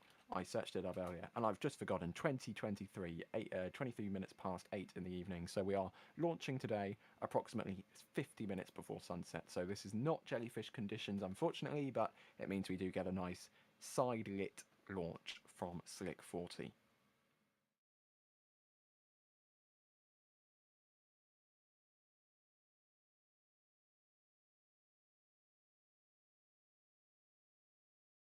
Richard, thanks very much for the £10 correct currency super chat. Jack always calls them curly L's. I don't know where he gets that from. It's a curly L. Well, it's a curly S then for the $sign, you know? Yeah. I might be biased, but, you know, best currency. It's got the king on it. And we have Telstar86 again in the support queue, gifting a Red Team membership. Thank you very much, Telstar86. It's in your name a lot today. Thank you, Telstar. And we are now a couple seconds from T-minus 11 minutes. 4 minutes until that engine chill will begin. Yep, getting close here.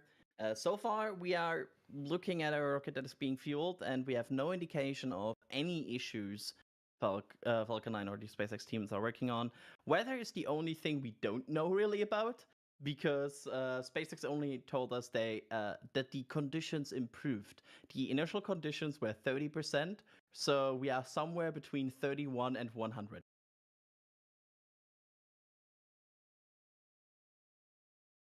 And as we approach 10 minutes to go, Way North Drones has a good question, asking, has anyone at SpaceX talked about building a public viewing tower for fans to take photos and videos of launches? I don't think so, but there are multiple locations around the area where launch viewing can take place. I mean, NASA, for their missions that they contract or launch, they have their viewing area at the Saturn V Center, or at the Kennedy Space Center Visitor Complex, and you can buy tickets and watch a launch. I watched Psyche from there, so it has a beautiful view of Complex 39B and 39A. Alex and Kevin are going to be watching from Cars Park, which is basically all the way to the south, just on the coast, and it gives you a beautiful view of Slick 40 and loads of the other pads at Cape Canaveral Space Force Station. We actually made a video about this. Yeah. That the Cape team went out and basically went to all the different locations you can go to view a launch from, and there's multiple different locations from all the way in Titusville along US 1 to closer to the pad to paid areas you can go to. Jetty Park you can go to. We also have our friends at Starfleet Tours. For big launches, they sometimes charter a boat and you actually go out into the ocean outside of the hazard zones, but it means you get a very unique view of the launch, especially Falcon Heavies, where there's the double boost back and the double booster landing. We saw it with the recent GOES launch, GOES U. That was something special.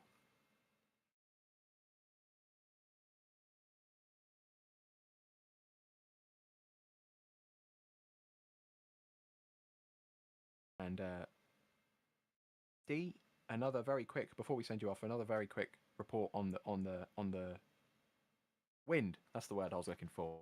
On the breeze, it looks calm. Looks Yeah, quite it is pretty too now as well. it's a really calm breeze. We've got the sun just above a set of clouds to our west, and so we've got some really nice golden lighting here. Breeze is really calm. There are a couple of clouds north of us in the direction of the pad, but they are really thin, high altitude clouds, not the sort of thing that cause the issues with launches. So it has turned into an absolutely gorgeous evening for a launch, and I look forward to capturing it. Well, thank you very much, D. Good luck. Have fun, and we'll see Thank you. you in probably I don't know about 10 minutes time. Yeah, see you on the other side. So it's just us at this point, Ryan. Yep. Patiently waiting for Yep. this 7.5 minutes to tick down, and then start ticking back up again, because payload deploy today is not like an hours after launch like the Starlinks. It's only 35 minutes after launch. So stick around and we'll see Turksat 6A deploy from Falcon 9. Apocalypse Cow, thank you very much. That's another name we see quite often in chat, gifting 5 red team memberships. So thanks for the support, and everyone who got one of them, you're very welcome. And Telstar86 again in the support queue is upgraded to be a launch director member. I believe that's the second highest level we have. That's a very significant amount of support, and that's recurring monthly support. So again, thank you very much. You know, it always astounds me. We see people in chat doing supers or doing gifted memberships, and they're members already. They're already subscribing themselves to the membership program on a high level, and it's a recurring membership once a month. I mean, it's just kind of mind-blowing, the support that we get. And for a brief moment, we saw a live shot there from the drone ship, where it is still daylight, and it looks a little bit cloudy, so maybe we might get some interesting views as Falcon 9 B1076 descends through the cloud layers. We'll just have to wait and see, so stay tuned for that. Roseanne, thank you very much for the $20 super chat. Thank you very much for the support, and Leo Gaming as well has become a Pad Rat member. Thank you very much.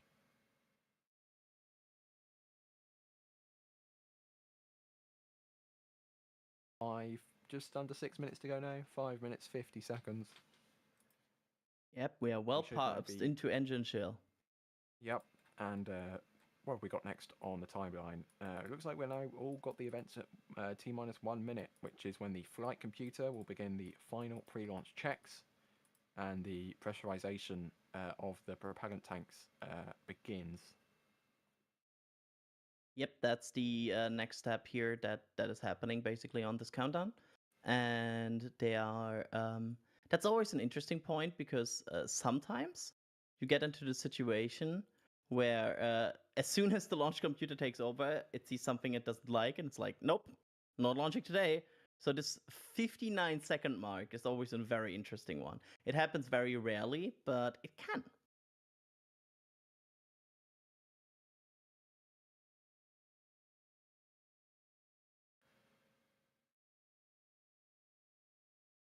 Very, very warm lighting starting to appear now at Cape Canaveral. Yes. Looking very, very pretty. Maybe the Yeah, we're getting- storm. Maybe the wait for the storm was actually worth it. I think based on everything we have seen right now and on all the conditions on all the cameras, this might shape up to be a very gorgeous launch.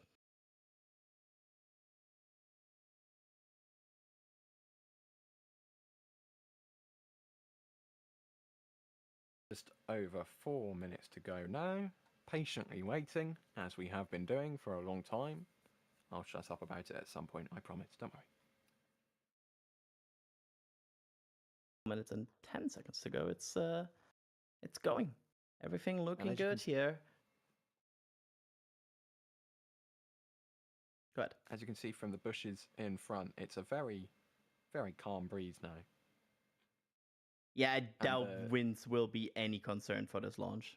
You can even see it with the little vents on the side there now. Like, they're essentially falling straight down. There's barely any wind to push them off the vehicle.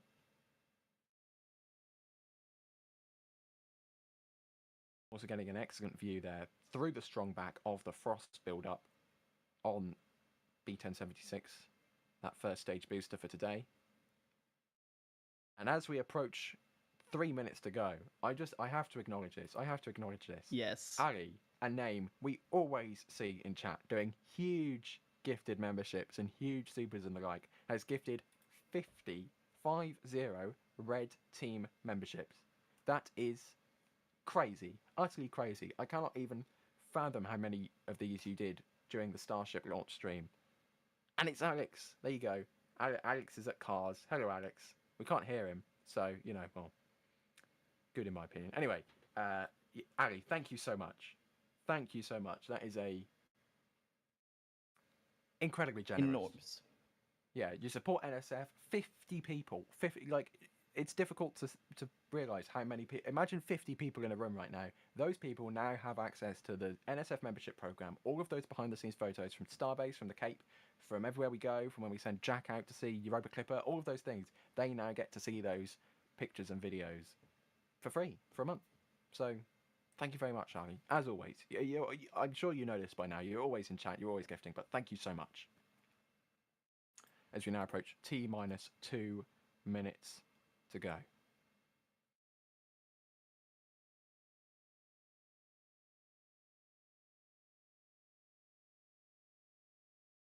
Yeah. 2 minutes from now, we might see a rocket launch. You daren't jinx it, do you, Adrian? And we should once again probably tell you this is Türksat 6A. It's part of the Türksat constellation, which is a geo constellation that provides telecommunication, for example, also television. And this will provide television for a wide range of regions, all the way from basically the western part of Europe all the way to China. So huge cover of the satellite. And it's a quite beefy satellite of over 4 tons that will launch to a geostationary transfer orbit today by SpaceX, and then SpaceX will raise SpaceX, and then the satellite itself will raise the orbit over time from GTO to GEO.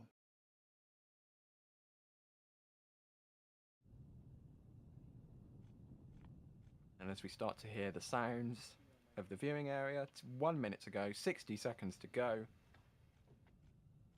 Falcon 9 is now on internal power.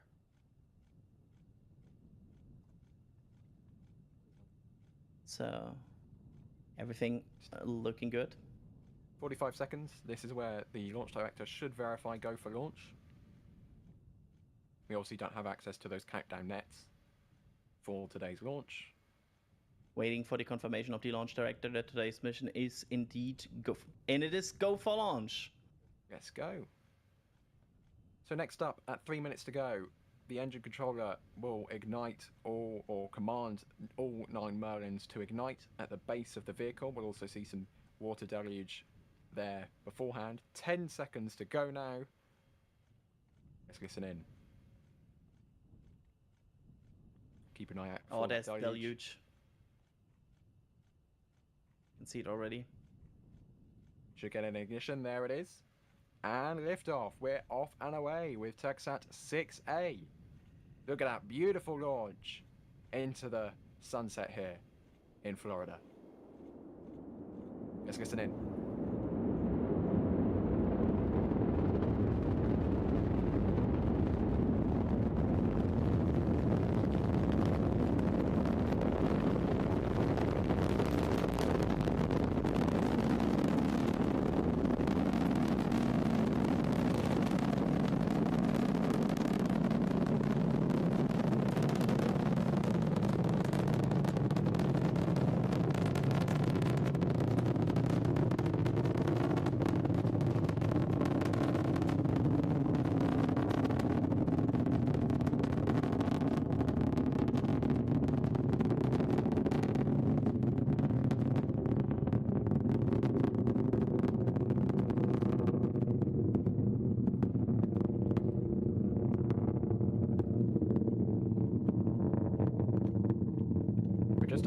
and 10 seconds into flight, look at those clouds. Absolutely beautiful stuff to see from the onboard cameras of Falcon 9. We're pitching down range, we're about to hit max Q and pass through the maximum aerodynamic pressure that the vehicle will see during this mission. Absolutely beautiful, crisp crackle from those Caralox Merlins as Falcon 9 pushes this 4.5 metric ton communication satellite to its geostationary transfer orbit.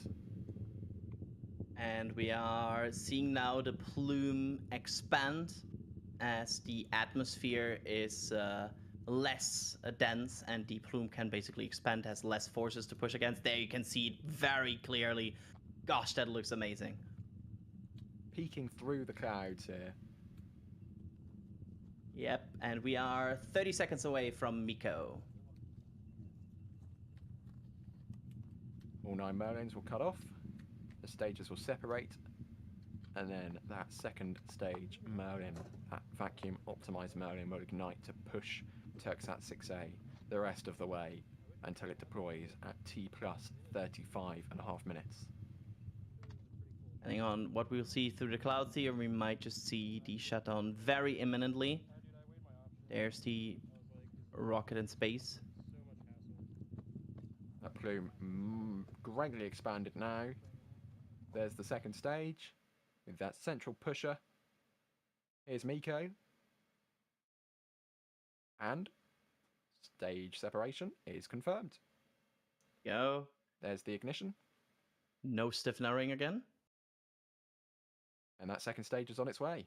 B1076 is now going to slowly drift up to its apogee before descending back down to Earth. It's landing on just read the instructions. That first stage landing taking place at approximately 8.5 minutes into flight. About 5.5 minutes to go for B1076. Yep, and that burn of the second stage lasts until 8 minutes and 7 seconds, where it will perform SECO 1. And then we have another burn at 27 minutes, which will last for 1 minute and 3 seconds, which then will result in SECO 2. And the Türksat 6A satellite is planned deployed at 35 minutes and 31 seconds.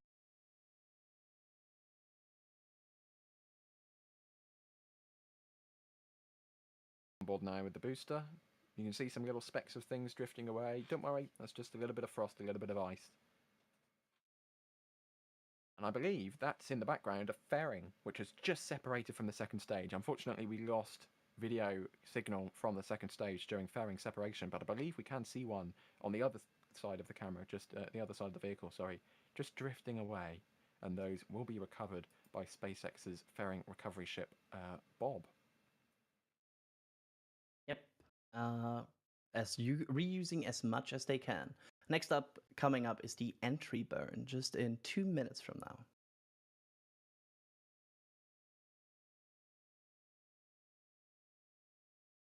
Looking good Beautiful so far. piece of Earth.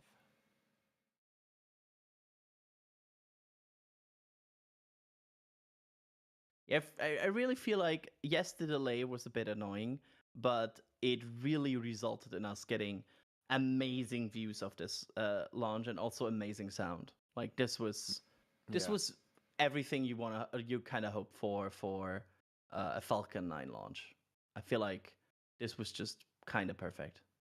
Very pretty launch, very pretty launch. And as you can see in the bottom left, that stage 1 telemetry, its velocity is now increasing, its altitude is now decreasing, it's surpassed its apogee for today, it is now descending back down to Earth, it's falling back down to Earth, and it's using those gas thrusters to keep its attitude, its desired attitude. The grid fins have deployed, and those will become effective once it descends into the thicker parts of the atmosphere. You can see those cables kind of look like they're dangling. This first stage is probably under peculiar forces, I would say. That's how it would feel, at least, if you were inside of that interstage.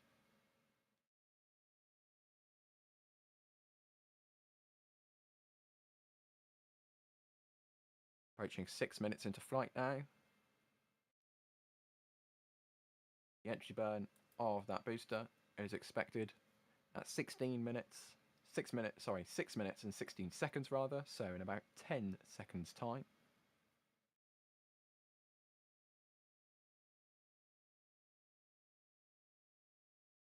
And we are getting ready to see the entry burn now, which will then slow the rocket down quite significantly ahead of it hitting the thicker part of the atmosphere, because otherwise that booster would probably have a hard time surviving that. Yeah. As in, it Ignition wouldn't. coming up shortly. There we go. Yep, there's the 1 and now 3 Merlin engines. It first starts as 1 and then it turns into this beam almost. That's when 3 are ignited. And it's now slowing itself down. You can see it in the bottom left how it's slowing down as 3 Merlin engines are now burning. And now it's back to 1 and shut down. We're now at 40 kilometers in altitude, descending rapidly. You'll see the grid fins start to turn as they start to take authority of the control of the vehicle. Cold gas thrusters, are they cold gas? I can't remember.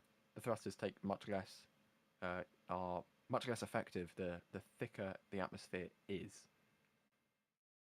Yep, you can start to see them a bit wiggling now. It's starting. Yeah. And that atmospheric drag is causing the velocity to decrease rapidly. We're now 15 kilometers in altitude. And just as I say that, we're already through 13 and 12. Less than 3,000 kilometers an hour now. And we do not expect launch landing audio for this one because this just read the instructions, and usually we get the landing audio from ASOC. Just read the instructions. Are much more, I won't say older, mature drone ship, shall I say. Yeah, probably at some point getting some upgrades, and then we will also get landing audio, hopefully, from that. That landing burn should be starting in approximately 10 seconds time, with a landing Look at that. 15 seconds afterwards. Did you see that around the grid fin? You can see the air around the grid fin. Yeah. We're going to see some beautiful views as we descend through the cloud layers here. Unfortunately, it looks like it might be blocking the signal ever so slightly, but we do have shutdown of the second stage Merlin. That looks good, with a beautiful sun set in the background. Starting the first coasting.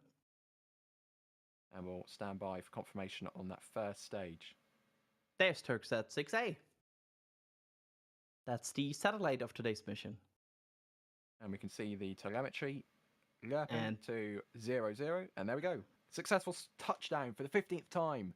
B-1076 is back on Earth on a very wet, and it looks like it's raining currently on board. Just read the instructions. Yeah, heavy conditions there in the landing. You can see like it's raining. It's almost like a little storm around that area. So kind of interesting that these conditions it's not close they to the land middle in. of the deck either. It's quite close to the edge. So yeah, certainly interesting conditions. And there is Türksat 6A, Türksat's latest generation communication satellite, now on its way to GTO. Like Adrian was saying earlier, that's not the end of today. We have another burn from the second stage that will ignite at 27 minutes and 17 seconds into flight, shut down at 28 minutes and 20 seconds into flight, and then that satellite will be deployed at 35 minutes and 31 seconds into flight, so in just over 25 minutes time.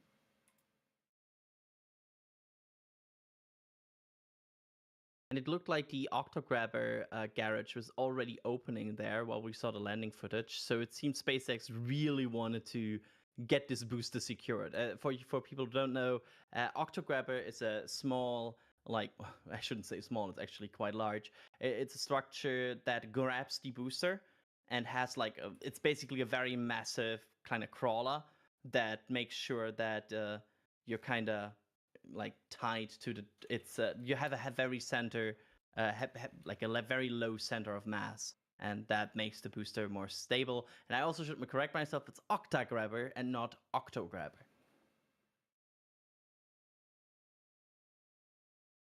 You can see the sunlight shining on Türksat 6A there. Going a little bit more orange, so we may be seeing that go behind the Earth ever so slightly soon. And about 20 more minutes here. A bit more until we get the deployment of the Türksat 6A satellite, which is quite fast on today's mission. Like just 35 minutes until deployment. That's. You can see there the sun dipping below. Is that the moon? Is that the moon in the background? Could be, right? Certainly an object. It's certainly a large object that's being lit by the sun in the background.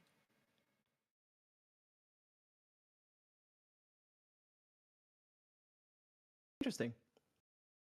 Just have to wait and see. And you can see already this rocket is, or like the second stage, is already half over the Atlantic. And that also means there's probably some areas where there is no proper ground tracking station. So expect the feed and everything to drop from time to time. That's normal. Don't be scared about that.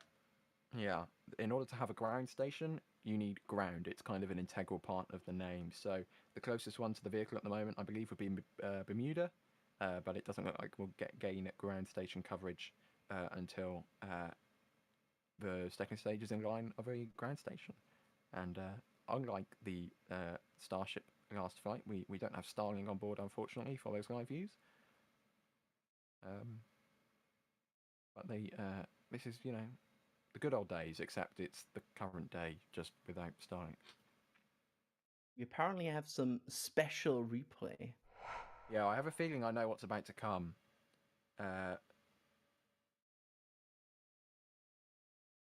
Oh, we're going to look at the Octograbber. There you go. So that's what we were talking about with the Octograbber in the background. The garage door. It's like a garage door in the background. It's slowly opening. Yep, you can see that's where the Octograbber is opening. There it goes. Just in case you were unaware. Protecting Octograbber from the forces of a Falcon 9. Okay, so let's take a look at some replays of the launch. First of all, from the Kennedy Space Center press site, ascending into the clouds here. Falcon 9B 1076. And whilst we take a look at these replays, I'm going to quickly run through a load of support because Ali did, you might not believe this, but Ali did a second gift of 50 Red Team memberships. 50 again. So in the span of about 10 minutes, Ali gifted 100 Red Team memberships. That, for a launch like this, just an average Falcon 9 launch, is incredible. Just incredible. Yeah. And that's now Thank you so much, Ali. And we had gifted memberships earlier in the streams from other people. We have Todd Johnson gifting 20 Red Team memberships. I swear, for this launch alone, we have probably about 200 or more people who have now been gifted access for free to the membership area. And you get to see pictures from Boca Chica and other member perks, etc. I mean, just incredible. This community, I might be biased, but honestly, this community is one of the best communities out there on YouTube. And the gifted membership feature, I think, is just one of the best things ever because people now have access to the membership program for free.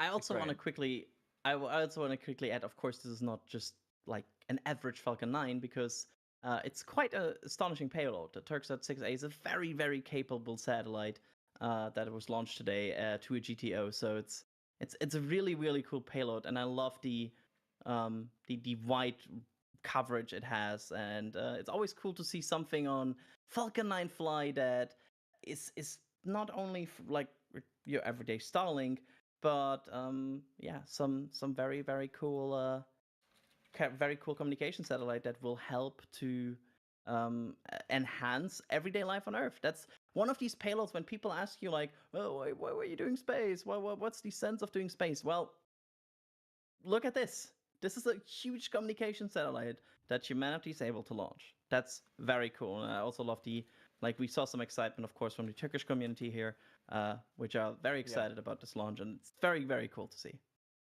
Yeah, I've been seeing a load of the flags of Turkey being spammed in chat, so it's great to see everybody here. Very quickly, I will just quickly run through. Oh, he's done another one. Oh, he's done another one. They've done another one. That's another 50. I genuinely don't know what to say anymore. Yeah. Thank you so much. There's no words, Ali, and we are glad you're enjoying the coverage, that you choose to support us that way, right? That's the you're basically endorsing our coverage with that. So that's always also a good sign for us that you like this, and that's the best thing we can do. Provide you some cool things. Oh, this replay is gonna be cool. Look at this. Beautiful launch. This is from D, the real. We've got a slow-mo coming up, so stay tuned for that. But this is the real time from D. Just beautiful ascent here from Slick 40 with those clouds in the background. And the audio as well. Crisp crackle.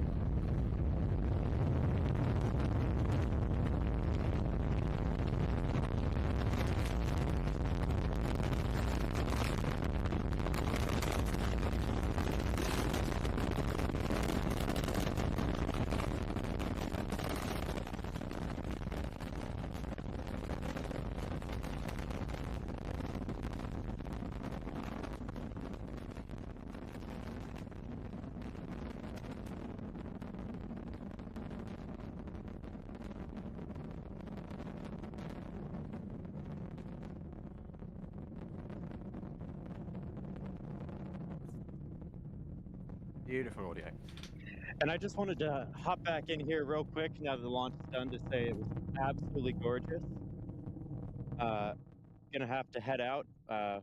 We have packed up all our gear, so we're getting ready to head off base. But this has been a gorgeous launch. Thanks for all of the waiting and I know there may have been a little bit of frustration at the start of the day, D, but thank you to you and Max for heading out there and setting up all the kit as usual. Luckily, with a lack of mosquitoes today. Of course, always happy to be out here. Till next time. And hopefully, if it'll work, I am wondering if we have someone else who is in the field back on after the launch of Türksat 6A. Can you hear me? You're a little bit muffled, but I don't think it matters. Yeah. Alex, Yeah, how was that? I'm on my AirPods, so it's a bit different audio. It was cool. I don't know. It was so many times seeing this through the screen, and now actually seeing it with my own eyes. It was really nice. And yeah, I was here. A lot of people out here that are fans of NSF, so I was approached by someone, so we were sort of talking. That's why I took a little bit to come back to home, but really nice. And unfortunately, the podcast, but I can say the Stromback is up and vertical for the next launch to be a thing Starlink 10-4. Because of course, the pace needs to continue. It's super windy right here, so I'm sorry if the audio is not perfect. We're in the field, so it's a bit of a makeshift kind of thing that we have to do for this. We certainly lost some of the words, but we got the overall message, Alex, and I'm glad you enjoyed it, and I'm so happy for you that you could finally witness a Falcon 9. It was, to me at least, the thing that I've always heard this, that the crackle can be heard for many minutes, and it is true. Like, I was looking at my clock, and I have our own countdown, and it was like 2 + 5.5 minutes, and I could still hear the crackle of the first stage. It's crazy.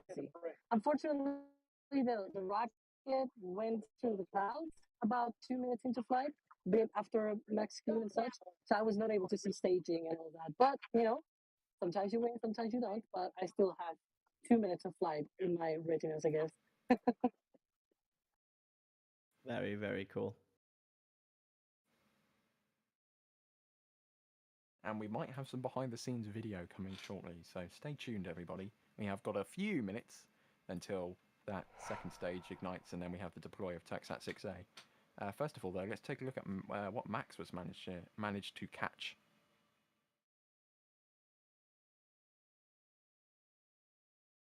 Looks so beautiful. Yeah, the liftoff was gorgeous. Bloom, igniting the steam, just everything beautiful.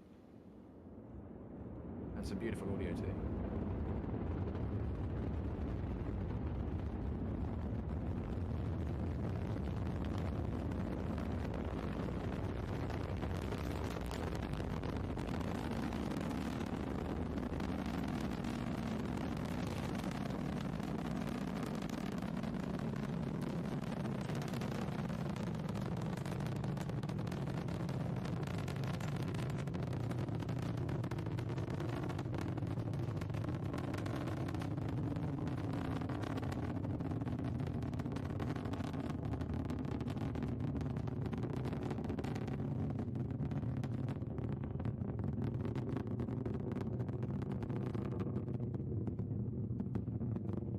beautiful crackle from those Merlins.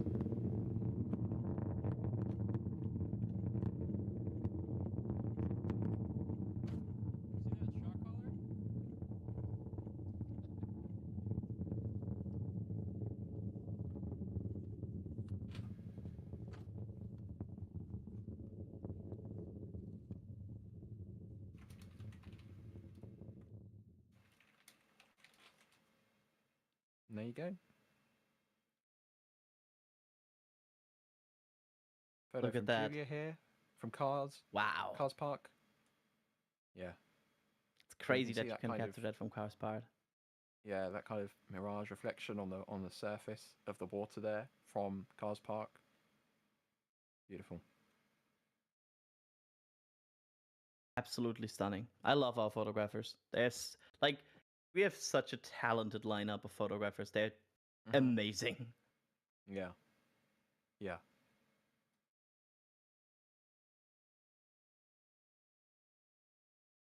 So absolutely stunning. And I'm just going to We have- quickly hit a little bit more support. Go ahead. So thank you, Roseanne, for another $2. Jonathan has become a Capcom member. Robert has upgraded to launch director. Telstar86 gifting more Red Team memberships, 5 more Red Team memberships. So again, incredible number of Red Team memberships being gifted today. Thank you so much. Susan become a Padrat member. Forgive me, but I believe this is a Turkish name I'll have great difficulty in pronouncing. But thank you very much for becoming a Red Team member after seeing today's launch of Türksat 6A and Telstar86 with a £2 say- super chatting to shout out someone else who's been gifting membership, saying shout out to Ali. That's some insane support, and I happen to agree. Telstar86. So thank you so much, especially to Ali, but to everyone who's been gifting stuff and everyone who's just tuned in to watch today. Thank you, because if you didn't tune in, we'd be talking to no one, and that'd be a little bit silly. So we have someone to share this epic world of spaceflight with. Yep, absolutely. And I once again want to point out, like, it's such a cool thing to see. And like, I'm German, right?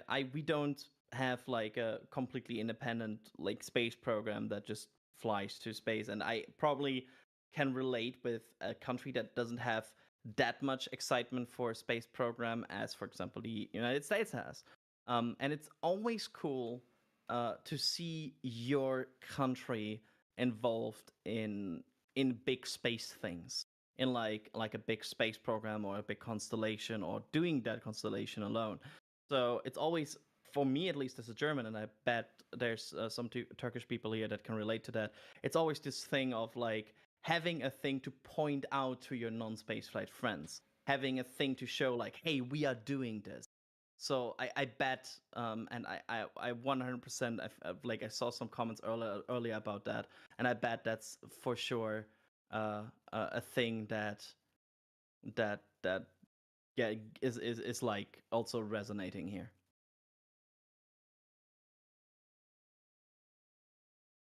And we are closing in on the second stage ignition again.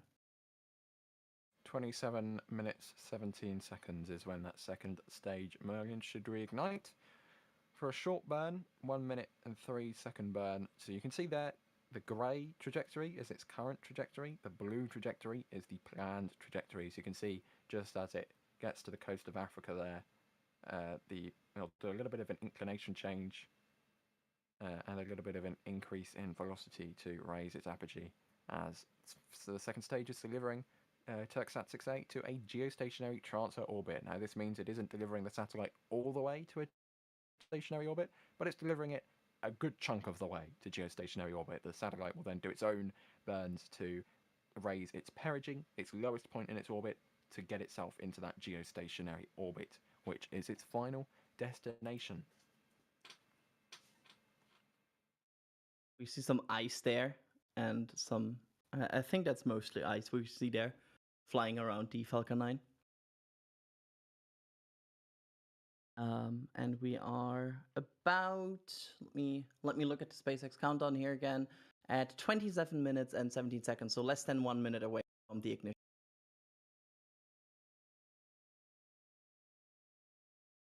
So We are getting ready here. You can see the MVAC there in space, and soon it will ignite again for about 1 minute of burn to bring this payload all the way to GTO.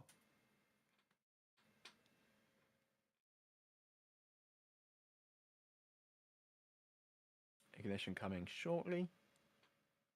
Look at that speed in the bottom right. Like, that's going to be an interesting one. Massively. Yeah.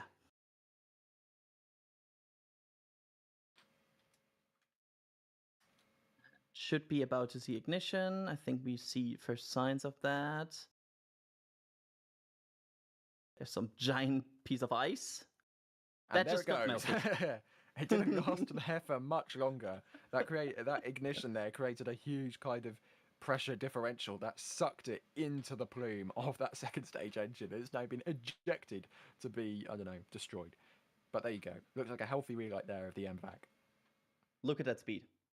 Going so fast now. 30,000 and going even faster.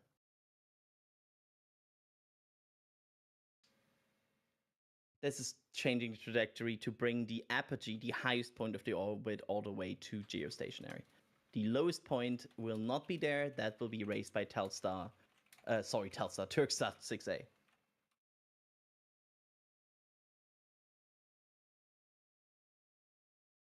We're about 10 seconds from the cutoff there. Usually there's some like telemetry checking of the MVAC, and like it will check itself and make sure that the orbital insertion is perfectly and fine. And there you go. That's There's a bit of a wobble there actually on the nozzle there as it shut down. And yes, we will stay live until separation, by the way. Yeah, we're staying live till about 35 minutes. Let me just check my notes here. 35 minutes, 31 seconds is when I nearly did it as well. Türksat 6A will separate from Falcon 9, so stay tuned, everybody. We are now going over 36,000 kilometers an hour. Big increase. Altitude, you'll see there, we're now over 300 kilometers, and that'll be climbing. Yeah, that's climbing fast now. Yeah, you can see that trajectory is now turned from a bit of a curve to essentially a straight line as it escapes Earth's orbit all the way up to the altitudes of geostationary orbit. Apparently we have a behind-the-scenes video. Here we can see Kevin. I think that's Kevin, Michael, Reed, and Alex. I think Julia. That is indeed. See Alex absolutely calm with no nervousness whatsoever there. Yep. Unfortunately, I don't think we can actually see the pad in this angle. I do wonder if we will get a reaction though. I feel like we have a good chance to spot them when it actually launches.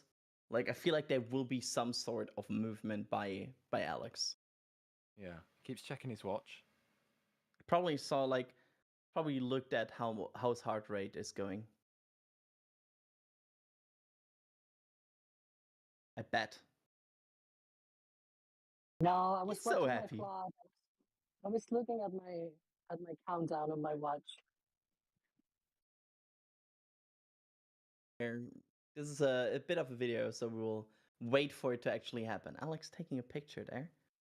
Yeah, that was me grabbing a quick photo of the liftoff. Don't worry, I kept looking with my eyes. There's liftoff, I think, or is it? No, it's not. Is it? We'll find out. Yeah, look, Julia's taking a photo now, so she's looking.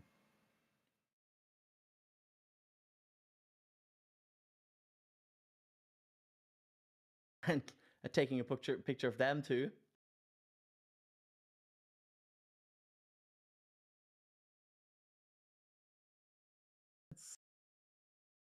There, Alex pointing between the clouds.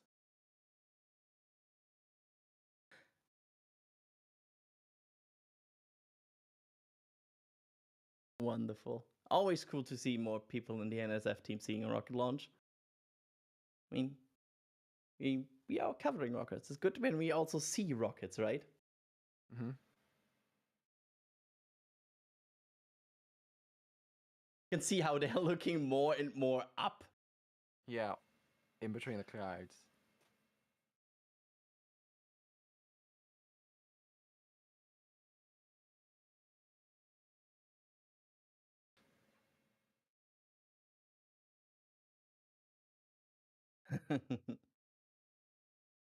Alex explaining stuff. Is that another bee? I don't know.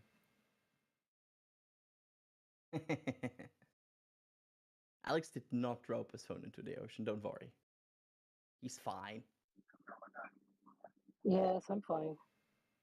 I think. Yeah, you know, my reaction to the launch is like it's cool, but I'm also I don't know how to say this. Very analytical when I watch. So I went, no surprises here. I went to Colorado a couple of days ago, and I went to see B1021 there. And my reaction to seeing a booster up close, it was just looking at all of the components, all of the parts, all of the welds, and everything, analyzing everything. So of course, when I watched the launch, it was just me saying, going through all of the countdown sequence, and then as the rocket lifted off, I saw the pitching down range, max Q, and all of those steps, and looking at my watch every now and then to see where in the count we were, what was supposed to happen. But I enjoyed it. It was amazing. The crackle was so cool as well, and yeah, I believe Julia has some kind of behind the scenes photo as well that we may show later. Absolutely. And it's I feel that, by the way, Alex. I feel like, especially if you're more in this very analytical side of covering launches, which of course you are, and we had some other team members like that doing that, like you fall into the pattern of using the moment to understand more of the thing you cover, right? It's like, I have this one shot to understand more about it. I want to understand more about it. There we see. That's Kevin and Alex enjoying a launch. Wonderful picture by Julia.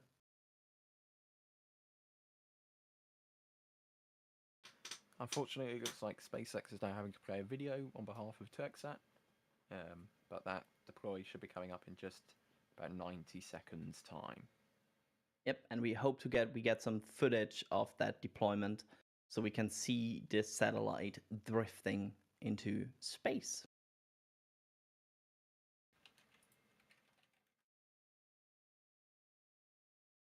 Yeah, I enjoyed this. Like, I enjoyed this launch in a lot of aspects. The team members that enjoyed the launch, the very gorgeous liftoff sound and the liftoff video, the overall funny times in the delays, the weather. I don't know. This kind of Falcon 9 coverage had it all in a good way. It's been a long delay because of a massive storm, then a beautiful liftoff because those two things should go together, and then yeah, I mean, worth the wait. Worth the wait.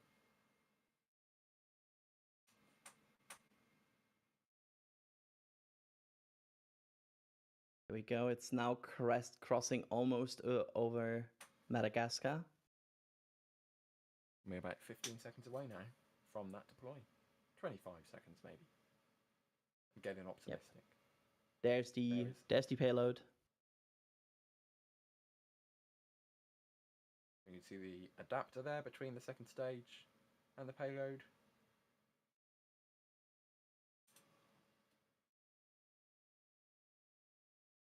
Any second now. There it goes. There you can see the small engine that will help it to propel it even more from GTO to GEO. But there goes Turksat 6A. Falcon 9 has done its job, delivered Turksat 6A to its geostationary transfer orbit. And now its life will begin, serving areas of Europe, areas of Africa, Caspian Sea, Turkey. And you know what this also means? This was mission success again, of course. This was the 69th Falcon launch of the year for SpaceX. The 71st, if you count Starship as well, because there were 2 Starship launches. Kind of crazy to say that as well. But yeah, another mission success. Yep.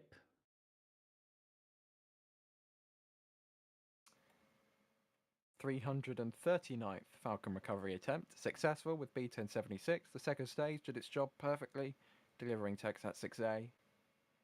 So yeah, well done Falcon 9, well done SpaceX, and well done Texat. Your satellite is now on its way to its destination. So, coming up next, stay tuned because we'll have Dee's incredible slow motion replay of the launch. But for now, first of all, Alex, thanks very much for coming on stream.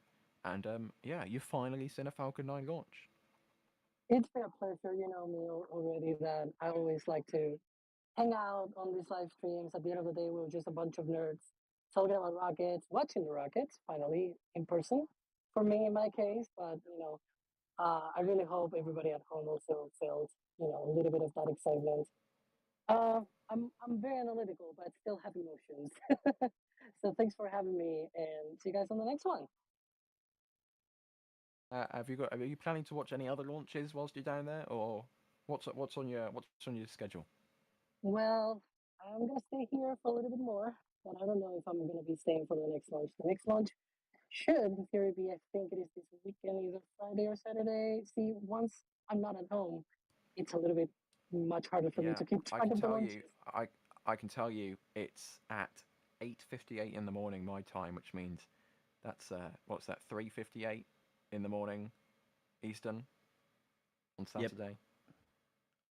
Starlink 10-4. I'm sure Alex will be thrilled to get up at that time to watch that launch. Adrian, thanks very much for joining me. It was really fun. I enjoyed it, Ryan, and thanks for the hosting. I really enjoyed all of the stream today, and yeah, I hope the viewers also had some fun, even if we went a bit off the rails earlier. I think the sticker podcast is perfectly on.